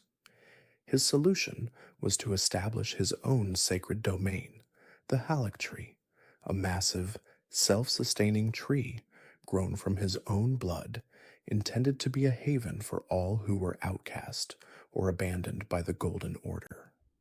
Within the Haligtree, Miquella poured his essence into its growth, hoping to cleanse Malenia of her rot and break free from the influence of the greater will, forging a new, benevolent order. He eventually encased himself within a cocoon at the heart of the Haligtree, entering a deep slumber, believing that through this process he would finally mature and ascend to godhood, thereby having the power to cure his sister and establish his new world. However, Miquella's noble aspirations were tragically interrupted. Moog, the Lord of Blood, an omen and a demigod, harbored a twisted obsession with Miquella. Moog, who worshipped the Formless Mother, an outer god of blood and abhorrence, believed that Miquella, as an Empyrean, was destined to become his divine consort, the god of a new dynasty of blood. Driven by this perverse ambition, Moog infiltrated the Haligtree during the chaos of the Shattering. He found Miquella, still in his cocoon, vulnerable and defenseless. Moog then abducted Miquella, tearing him from his sacred slumber and the protective embrace of the Haligtree. He transported Miquella's cocoon to his hidden subterranean palace, Mogwin Dynasty Mausoleum, deep beneath the lands between. There, Mog tirelessly worked to nurture Miquella's growth, feeding him blood from his own accursed lineage, attempting to force Miquella's ascension to godhood, not for Miquella's sake, but for his own twisted vision of a new, blood soaked order. The ultimate fate of Miquella, still trapped within his cocoon, remains a profound mystery, a tragic symbol of interrupted potential. Meanwhile, other demigods pursued their own paths to power and survival amidst the widespread devastation. Godric the Grafted, a direct descendant of Godfrey, the first Elden Lord, was one such figure. Unlike his illustrious ancestor, Godric possessed little inherent power or martial prowess. Instead, he was driven by a profound insecurity and a desperate desire for strength. He hoarded two great runes, the first of which was his birthright as a descendant of Marika, but his methods for acquiring power were grotesque and horrifying. Godric became infamous for his practice of grafting, surgically attaching the limbs and body parts of defeated warriors, and even innocent tarnished, to his own body. He believed that by accumulating the strength of others, he could overcome his own weakness and ascend to a position of true power. This macabre practice transformed him into a multi-limbed monstrosity, a testament to his ambition and his depraved methods. He established his stronghold in Stormvale Castle, where he ruled with a tyrannical hand, perpetually seeking new victims for his grafting experiments. Another demigod, Rykard, Lord of Blasphemy, took a far more radical and terrifying approach to defying the Erd Tree and the Golden Order. Rykard, who presided over Volcano Manor, a fortress built into the caldera of a dormant volcano, grew disillusioned with the established order and sought a power capable of utterly destroying the Erd Tree and the greater will that sustained it. In his quest for ultimate power, Rykard made a horrifying pact. He fed himself to the god-devouring serpent, a colossal, ancient entity that resided beneath Volcano Manor. This was not an act of sacrifice in the traditional sense, but an act of symbiotic fusion. Rykard's body and mind merged with the serpent, transforming him into a grotesque, immortal abomination. He became the Lord of Blasphemy, a being of immense power, consumed by the serpent's insatiable hunger for gods and champions. From within Volcano Manor, he continued to plot the downfall of the Erd Tree, encouraging his followers, the Recusants, to hunt down and slay Tarnished and other champions, believing that their deaths would fuel the serpent's power and ultimately lead to the destruction of the old order. Amidst this chaotic landscape of warring demigods and blasphemous acts, one figure worked in the shadows, his efforts largely unknown to the wider world. Morgott, the Omen King. Morgott, born an Omen, a race reviled and outcast by the Golden Order due to their demonic horns and grotesque features, was a tragic figure. Despite being shunned and imprisoned in the subterranean shunning grounds beneath Lindell, the royal capital, Morgott harbored an unwavering loyalty to the Erd Tree and the Golden Order that had condemned him. While other demigods clamored for power and sought to destroy the existing order, Morgott secretly defended the Erd Tree from within Lindell itself. He adopted the guise of the Veiled Monarch and the Fell Omen, battling any who dared to approach the Erd Tree, including other demigods and Tarnished, to protect its sanctity. His motivations were complex: a deep-seated love for the Golden Order that had rejected him, a sense of duty, and perhaps a desperate hope for acceptance. Morgott's existence was a poignant irony, a testament to the hypocrisy and cruelty inherent in the very order he so fiercely protected, a silent sentinel against the encroaching chaos. His efforts, though largely unacknowledged, played a crucial role in maintaining what little stability remained in the lands between during this tumultuous age. Following the cataclysmic events of the Shattering, a new, somber era dawned upon the lands between, one we refer to as the present day, coinciding with the beginning of your journey as the Tarnished. This period is characterized by a pervasive decay, a slow, agonizing decline that has seeped into every corner of this once prosperous realm. Recall that the Greater Will, the outer god that established its dominance over the lands between, had, through its chosen vessel, Queen Marika, instituted the Golden Order. This divine decree, enforced by the very fabric of reality, the Elden Ring, brought an age of relative peace and prosperity, though often at the cost of suppressing dissenting belief systems and non human populations. Marika, however, in a pivotal and still largely mysterious act of rebellion, shattered the Elden Ring.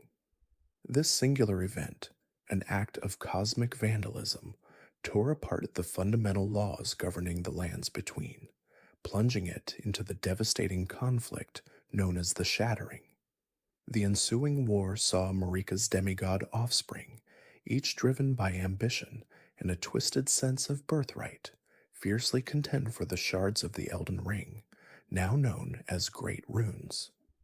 The aftermath of this brutal conflict left the lands between in a state of profound decay and stagnation.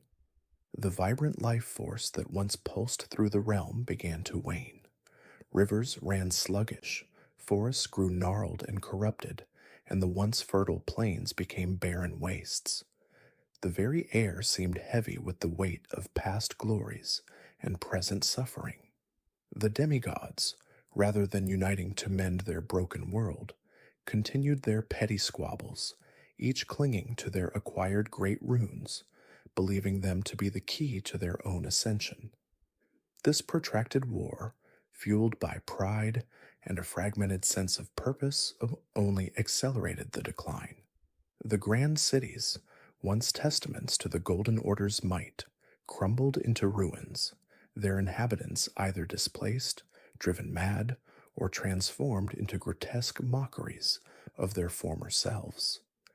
The lingering scars of the Shattering were not merely physical, they were etched into the very soul of the lands between, a spiritual wound that festered with each passing day. Perhaps the most poignant symbol of this decline was the Erd Tree itself. Once a beacon of golden prosperity, its colossal branches reaching towards the heavens, radiating the grace of the Golden Order, it now stood as a monument to a fading age. A strange, lingering fire, not of warmth but of smoldering despair, began to consume its lower trunk. This fire, a slow, agonizing burn, hinted at a deeper malaise, a fundamental corruption within the very heart of the Golden Order. The golden leaves, once shimmering with divine light, now often appeared dull, sometimes even ash-laden, falling like tears upon a dying world. The Erd Tree, once a source of boundless life, had become a monument to decay, its slow immolation a grim prophecy of the lands between's ultimate fate. It was amidst this desolation that a flicker of hope, or perhaps a renewed curse, emerged. The guidance of grace, a golden light that once emanated from the Erd Tree, bestowing favor and purpose upon those deemed worthy, had long since vanished for a particular group, the Tarnished. These individuals, once exiled from the lands between precisely for losing the grace of the Erd Tree, were now mysteriously experiencing its return. This manifestation of golden light, often described as a faint, ethereal glow, directed their path, pointing them towards a destiny they had long been denied. It was a call from a forgotten past, a summons to a land that had cast them out, yet now desperately needed their intervention.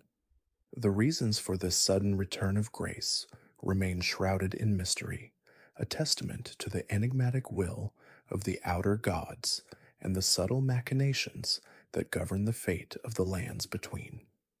Some theorize it was a desperate gamble by the greater will, a last ditch effort to mend its broken creation, while others believe it to be the insidious influence of a different, perhaps more malevolent, entity pulling the strings from the shadows. And so, the tarnished, once pariahs, were called back to the lands between. Their exile had been a brutal affair, driven out for their perceived weakness, their inability to perceive the golden light that guided the favored. They were the maidenless, the forgotten, cast aside by a system that demanded unwavering faith and conformity. But now, in the lands between's darkest hour, they were the only hope. Their purpose, as revealed by the returning guidance of grace, was clear: to follow this ethereal illumination to the very foot of the Ur tree, and ultimately to become the Elden Lord. This ancient title, once held by Marika's consort, represented the pinnacle of power and responsibility, the one who would mend the shattered Elden Ring and establish a new order. It was a daunting task, fraught with peril, for the path to the Erd Tree was guarded by formidable foes and treacherous landscapes, each a testament to the Shattering's enduring legacy. To achieve this monumental goal, the Tarnished faced a clear yet incredibly challenging mandate. They must gather the great runes from the demigods. These powerful shards of the shattered Elden Ring, each imbued with a portion of its former power, were fiercely guarded by Marika's offspring. Each demigod, having claimed a great rune for themselves, had been irrevocably changed by its power, often twisted into grotesque and tyrannical forms. Rena, Radon, Morgoth, Millennia or Rykard, Godric, Mog, and Mikella, though Mikella's rune is unobtainable in the traditional sense, each held a piece of the shattered whole, and each would demand a fierce struggle to relinquish their prize. Only by uniting these great runes could the Tarnished hope to mend the Elden Ring, to restore its integrity, and in doing so, restore order to the lands between.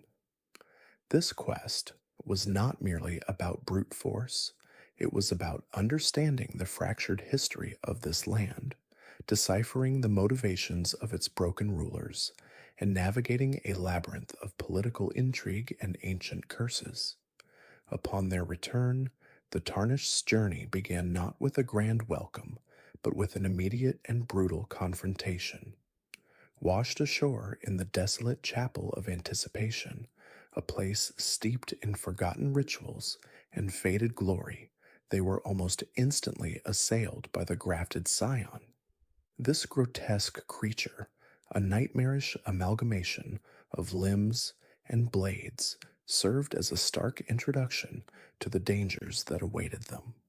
It was a test, a brutal initiation into a world that had no patience for weakness. The Scion's swift and overwhelming attack was designed to weed out the unprepared, to remind the Tarnished of their vulnerability in this hostile land.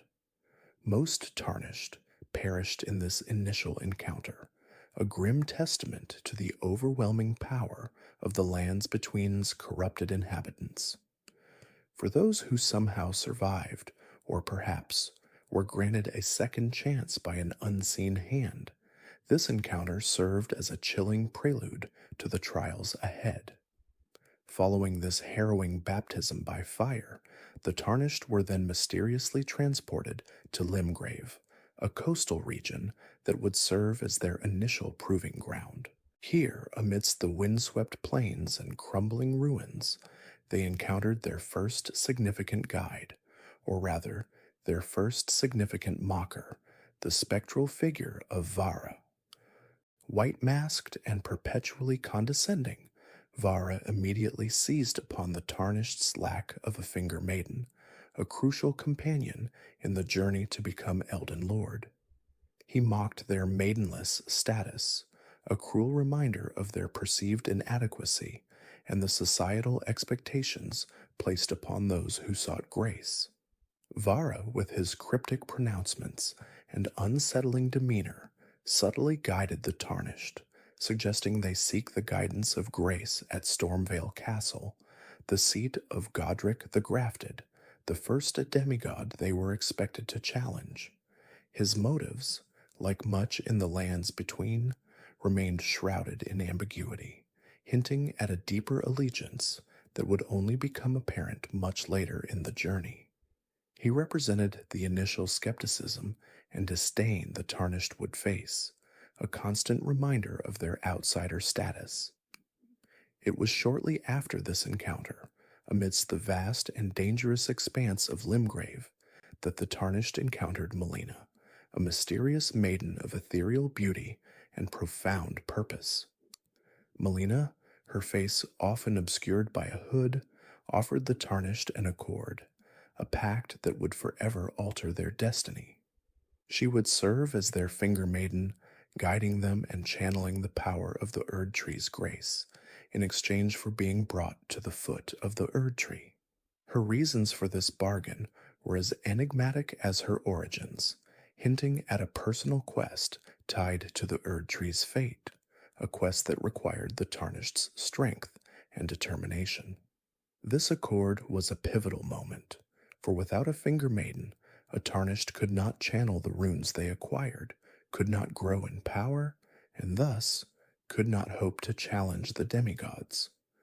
Melina was the key to their advancement, the bridge between their raw potential and the power they desperately needed. As part of this crucial accord, Melina bestowed upon the Tarnished two invaluable boons.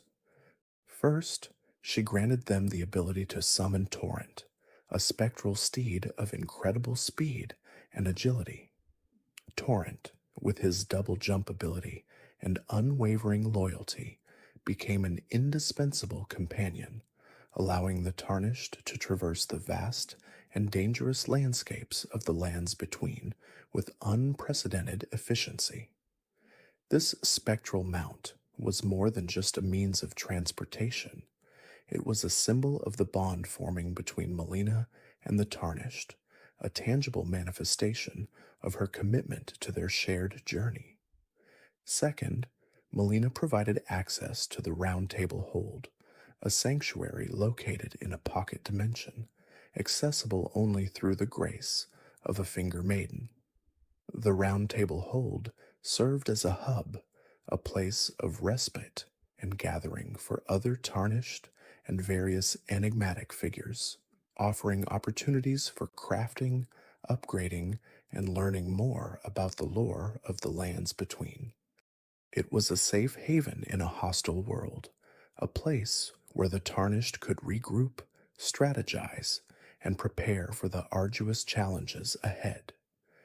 With Melina as their guide and Torrent as their steed, the Tarnished began their arduous journey across Limgrave.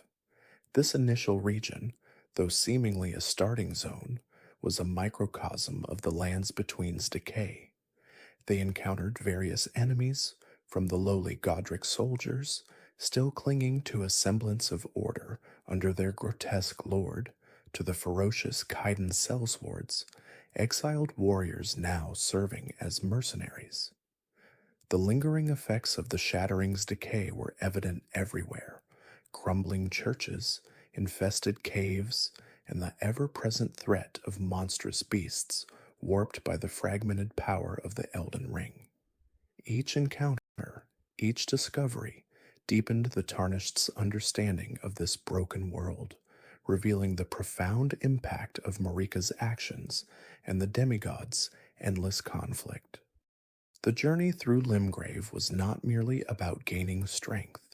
It was about witnessing the suffering, the madness, and the lingering hope that still flickered amidst the ashes of a once golden age. It was here that the Tarnished began to grasp the true weight of their calling, the immense responsibility that lay upon their shoulders to mend a world teetering on the brink of utter ruin.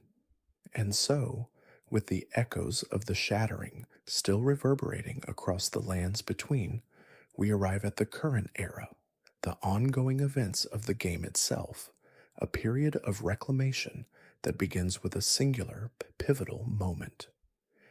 It is in this shattered landscape, amidst the lingering despair and forgotten promises, that a new champion emerges. This is the timeline of the Tarnished's journey and the mending of the ring.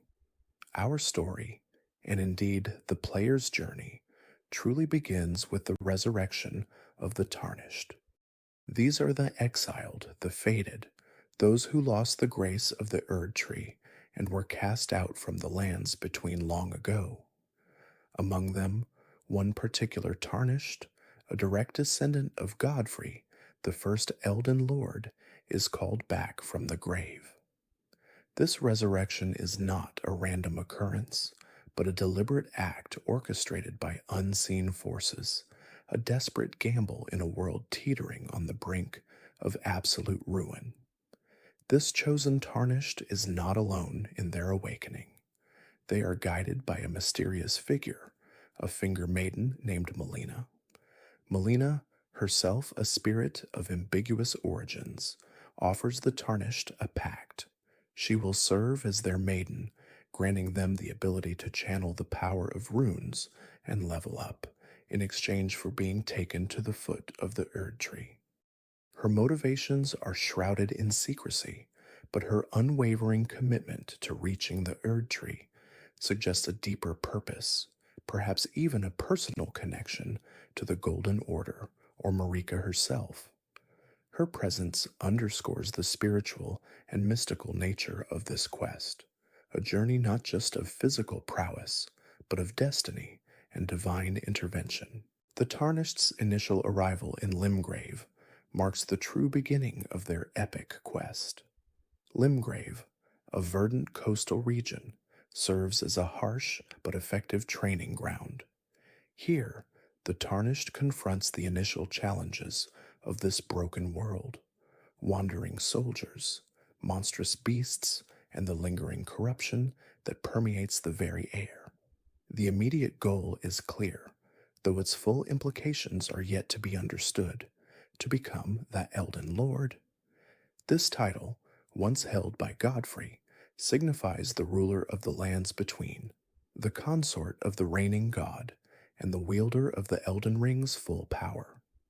The path to this exalted position is fraught with peril, requiring the collection of great runes, fragments of the shattered Elden Ring, each held by a demigod.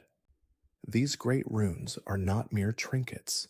They are imbued with immense power, capable of shaping reality and bending the very fabric of existence. The acquisition of these runes is not just a matter of strength, but also of overcoming the moral and ethical dilemmas presented by their former wielders.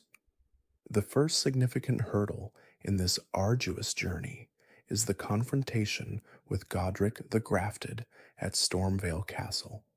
Godric, a grotesque and power-hungry demigod, is a direct descendant of Godfrey, though he embodies a twisted and desperate version of his ancestors' ambition.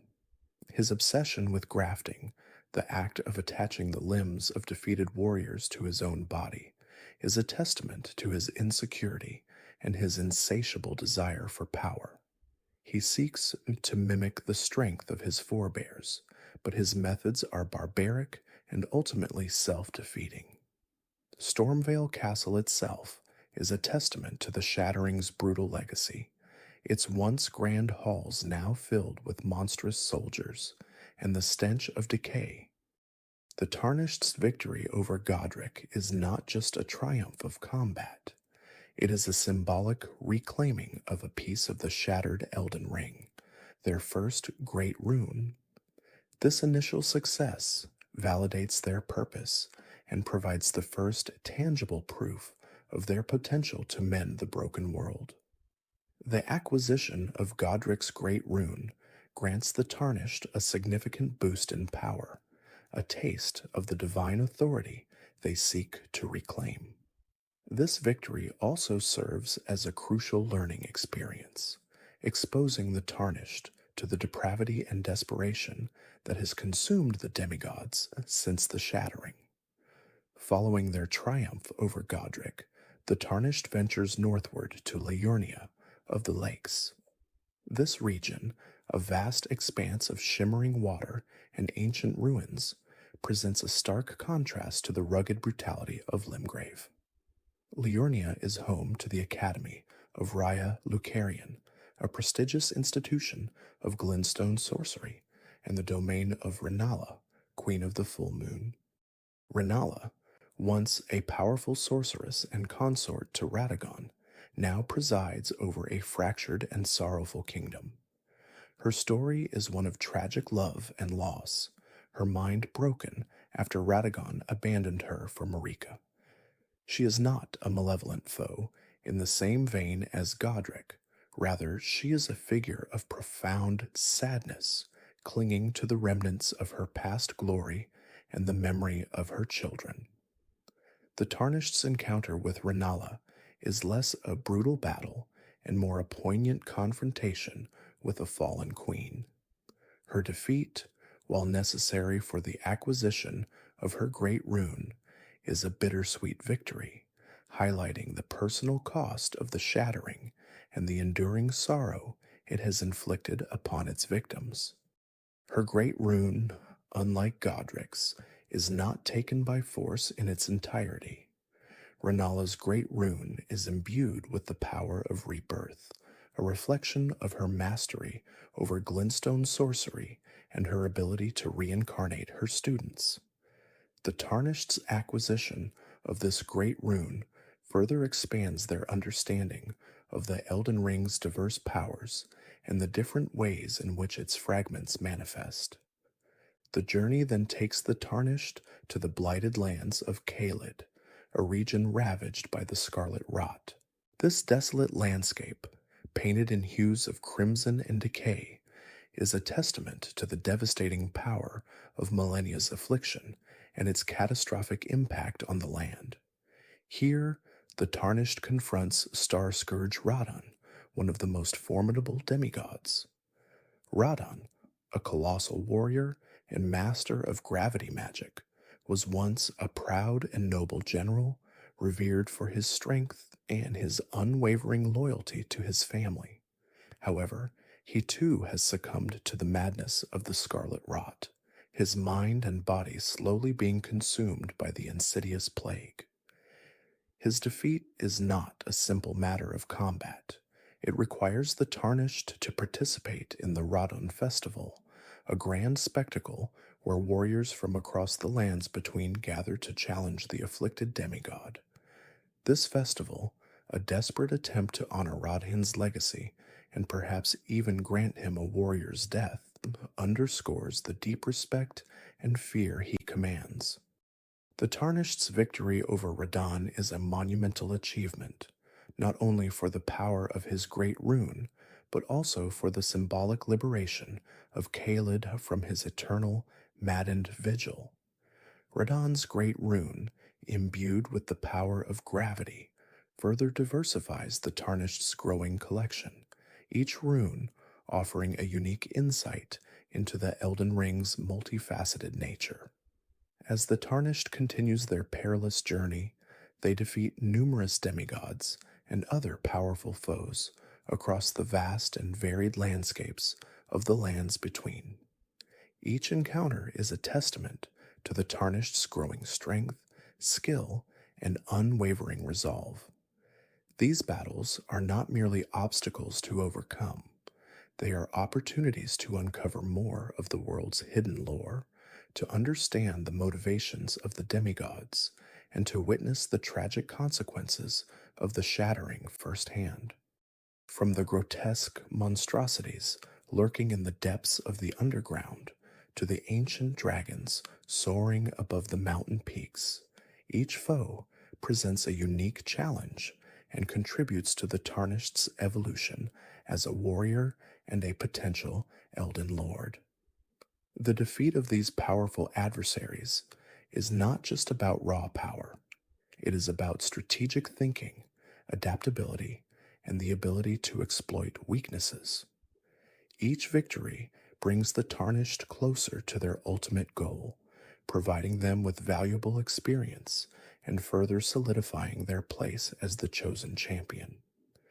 Throughout this arduous quest, the Tarnished diligently collects the great runes, the shattered fragments of the Elden Ring from the defeated demigods. Each rune represents a piece of the divine order, a fragment of Marika's will, and a key to mending the fractured world.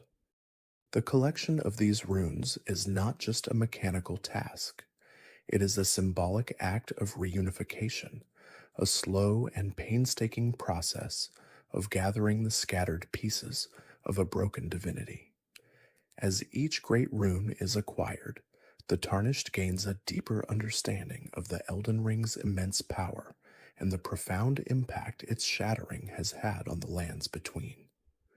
The runes are not just sources of power, they are also repositories of history, each one whispering tales of the demigods who once wielded them, their ambitions, their failures, and their ultimate demise. With several great runes in hand, the Tarnished finally reaches Leyndell royal capital. This magnificent city, once the heart of the Golden Order, now stands as a monument to its fallen glory. Its golden spires pierce the sky, but beneath its gleaming facade lies a city scarred by war and haunted by the ghosts of its past. The path to the Erd Tree, the ultimate destination, lies through Leyndell, but it is heavily guarded by the remnants of the Golden Order's forces and the formidable Morgott, the Omen King. Morgott, a tragic figure burdened by his Omen heritage, is a fiercely loyal protector of the Erd Tree and the Golden Order, despite being an outcast himself.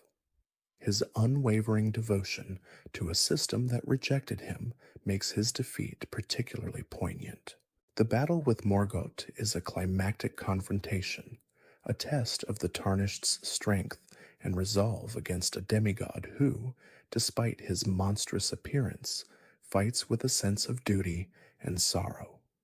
His defeat opens the path to the Erd Tree, but it also reveals the depth of the Golden Order's internal conflicts and the tragic sacrifices made in its name. Having overcome Morgott, the Tarnished now stands before the formidable barrier of the Erd Tree itself. To enter, the Erd Tree must be set ablaze, a sacrilegious act that goes against the very tenets of the Golden Order. This pivotal moment here presents the Tarnished with a profound moral choice. One path involves following the guidance of Melina, who, in a selfless act of sacrifice, ignites herself at the Forge of the Giants to set the Erd Tree ablaze. This act, a desperate measure to break the Elden Ring's cycle of stagnation, highlights Melina's unwavering commitment to the Tarnished's cause and her willingness to pay the ultimate price. Her sacrifice is a powerful moment of emotional resonance, solidifying her role as a true companion and guide. Alternatively, the Tarnished can choose to inherit the Frenzied Flame, a primordial force of chaos and destruction. This path, often sought out by those who have witnessed the suffering of the lands between and wish to burn away all that exists to create a new, truly equal world, is fraught with immense danger. Inheriting the Frenzied Flame grants the Tarnished the power to burn the Erd Tree themselves, but at the cost of their own sanity and the potential to usher in an age of utter devastation. This choice, presented at the precipice of the Erd Tree, underscores the Tarnished's agency and the profound impact their decisions will have on the future of the lands between. Once the Erd Tree is ignited, its golden barrier broken, the Tarnished finally enters its sacred depths, a realm of divine power and ancient secrets. Here, amidst the ethereal glow of the burning tree, the Tarnished confronts Radagon, the other half of Marika. The revelation that Marika and Radagon are one and the same is a startling twist, unraveling much of the established lore and revealing the complex, dualistic nature of the reigning god. Radagon, a powerful warrior and a devout follower of the Golden Order, embodies the more rigid and dogmatic aspects of Marika's divinity. His presence as a final guardian within the Erd Tree signifies the ultimate defense of the existing order, a desperate attempt to prevent its complete collapse. The battle with Radagon is a test of the Tarnished's ultimate strength and their ability to overcome the very essence of the Golden Order itself. His defeat is a symbolic breaking of the old order, paving the way for a new beginning. However, the challenge does not end with Radagon. Following his defeat, the Tarnished confronts the Elden Beast, a colossal, ethereal entity that is the physical manifestation of the greater will's influence within the lands between. This cosmic entity, a creature of pure light and divine power, serves as the ultimate guardian of the Elden Ring and the greater will's dominion. The Elden Beast is not a character with motivations or desires. It is a force of nature, a living embodiment of the cosmic power that has shaped the lands between for millennia. The battle against the Elden Beast is a grand, epic confrontation, a struggle against a truly divine adversary. Its defeat is the ultimate act of defiance against the greater will's control, a declaration of independence for the lands between. In this climactic battle, Queen Marika is also present, her form intertwined with the Elden Beast, further emphasizing the profound connection between the two and the tragic fate of the demigoddess. The defeat of the Elden Beast and the liberation of Marika from its grasp signifies the complete breaking of the greater will's direct influence, leaving the fate of the lands between in the hands of the Tarnished. With the Elden Beast defeated and the greater will's direct influence severed, the Tarnished enters the fractured Elden Ring itself. This is the moment of ultimate choice, the culmination of their entire journey. The Elden Ring, no longer whole, lies before them, its fragments awaiting reassembly. Here, the Tarnished must make a profound decision regarding its mending. This is not a simple repair. It is a fundamental act of creation, a choice that will determine the very nature of the new age. The various endings available to the Tarnished reflect different philosophies and approaches to mending the ring. One path leads to the Age of Fracture, where the Tarnished becomes the new Elden Lord, restoring the Golden Order, albeit a fractured one. This ending, while seemingly a return to the status quo, implies a more nuanced understanding of the Golden Order, perhaps one that acknowledges its flaws and seeks to prevent a repeat of the shattering. The Tarnished, as the new Elden Lord, would rule over a world still grappling with the consequences of its past, but with a renewed sense of purpose and a guiding hand. This ending represents a continuation of the established order, but with the Tarnished at its helm, offering a glimmer of hope for a more stable future. Another path, the Age of the Duskborn, involves using the mending rune of the Death Prince to mend the Elden Ring. This rune, acquired from Fia, the deathbed companion, allows for the integration of destined death into the natural order of the world. In this age, death is no longer banished, but becomes a fundamental aspect of life, leading to a more natural cycle of existence. This ending challenges the Golden Order's rigid suppression of death and embraces a more holistic view of life and mortality. The Tarnished, as the Elden Lord of the Duskborn, ushers in an era where the fear of death is replaced by an acceptance of its inevitability, potentially leading to a more peaceful and balanced existence for the inhabitants of the lands between.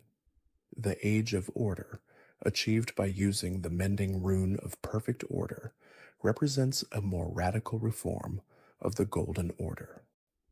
This ending, facilitated by the Golden Masked Man's questline, seeks to eliminate the flaws and contradictions within the Golden Order, creating a truly perfect and unyielding system of governance.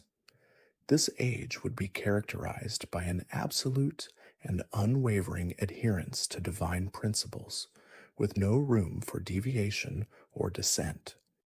The Tarnished, as the Elden Lord of perfect order, would establish a new golden order, one that is theoretically immune to the kind of internal strife and fracturing that led to the shattering.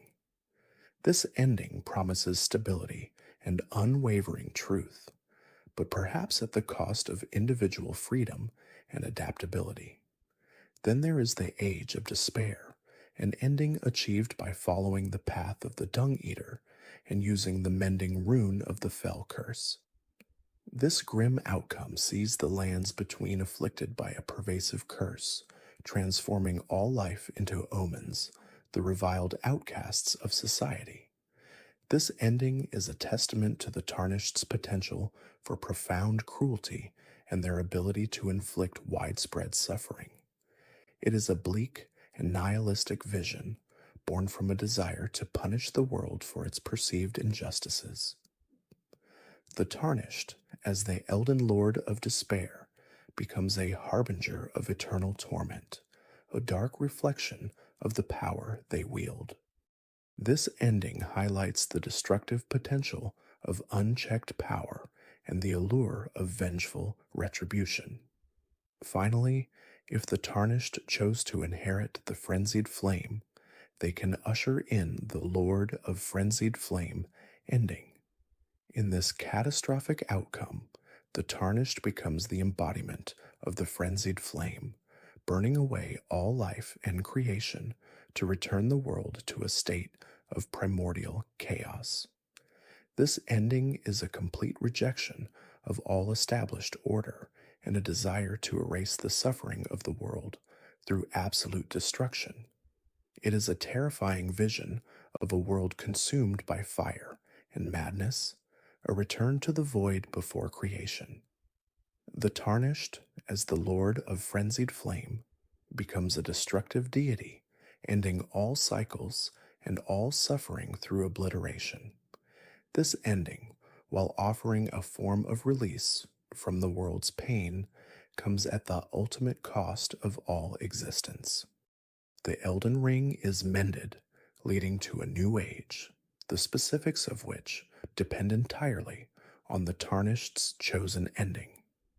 Each ending represents a distinct vision for the future of the lands between, a consequence of the Tarnished's choices, their beliefs, and their understanding of the world's profound suffering. The journey of the Tarnished is not just a tale of combat and conquest. It is a narrative of profound moral choices, of grappling with the weight of destiny, and of shaping the very fabric of existence. The Tarnished, once an outcast, becomes the architect of a new world, their legacy etched into the very essence of the lands between for all eternity. Their story, the ongoing events of the game, marks a critical turning point, a reclamation of power and a redefinition of the world's future.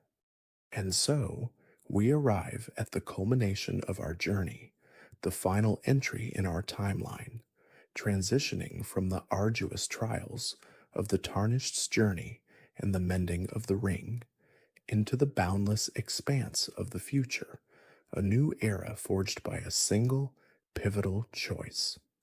This is the age of the Elden Lord, a period of profound transformation for the lands between, where the very fabric of reality is rewoven according to the will of one who was once but a forgotten exile.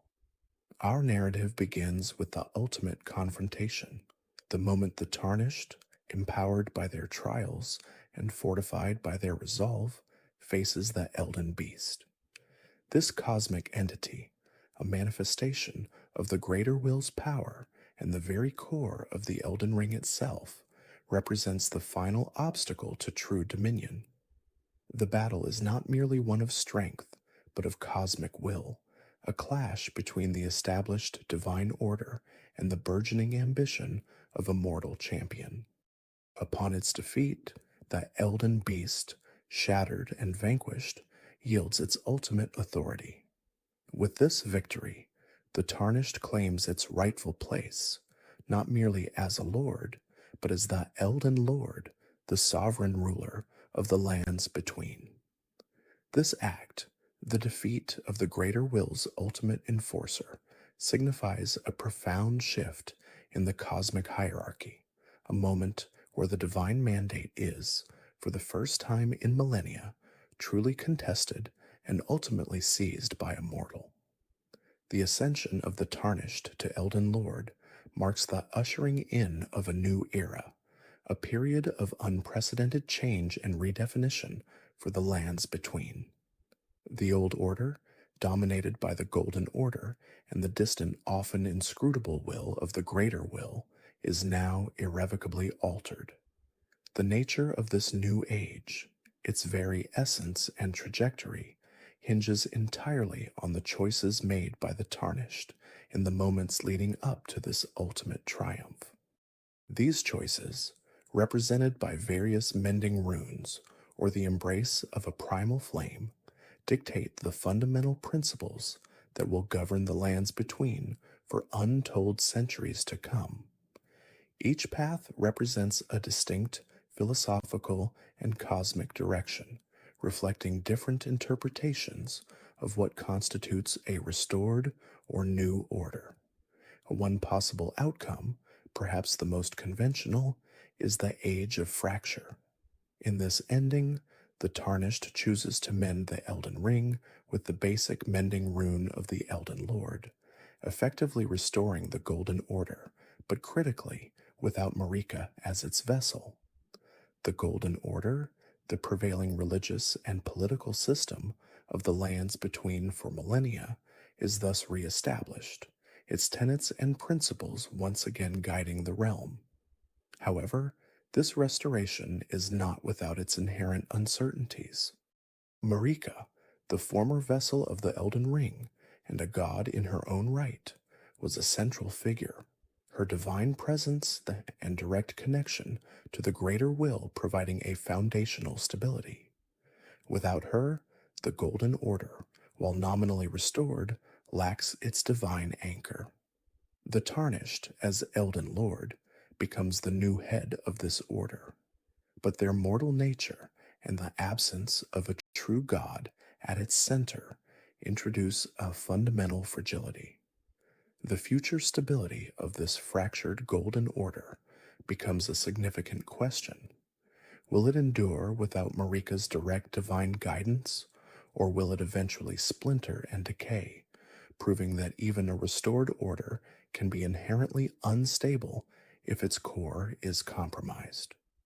The power of the greater will may still exert influence, but its direct manifestation through a divine vessel is gone, leaving a void that even an Elden Lord may struggle to fill. The implications for the various factions that thrived under or opposed the Golden Order are immense.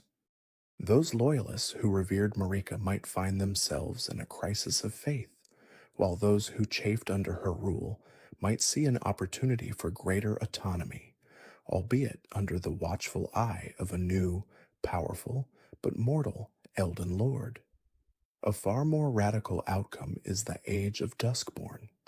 This path sees the Tarnished choosing to mend the Elden Ring with the Rune of Death, a powerful artifact once stolen by Rani and later reclaimed by Malekith.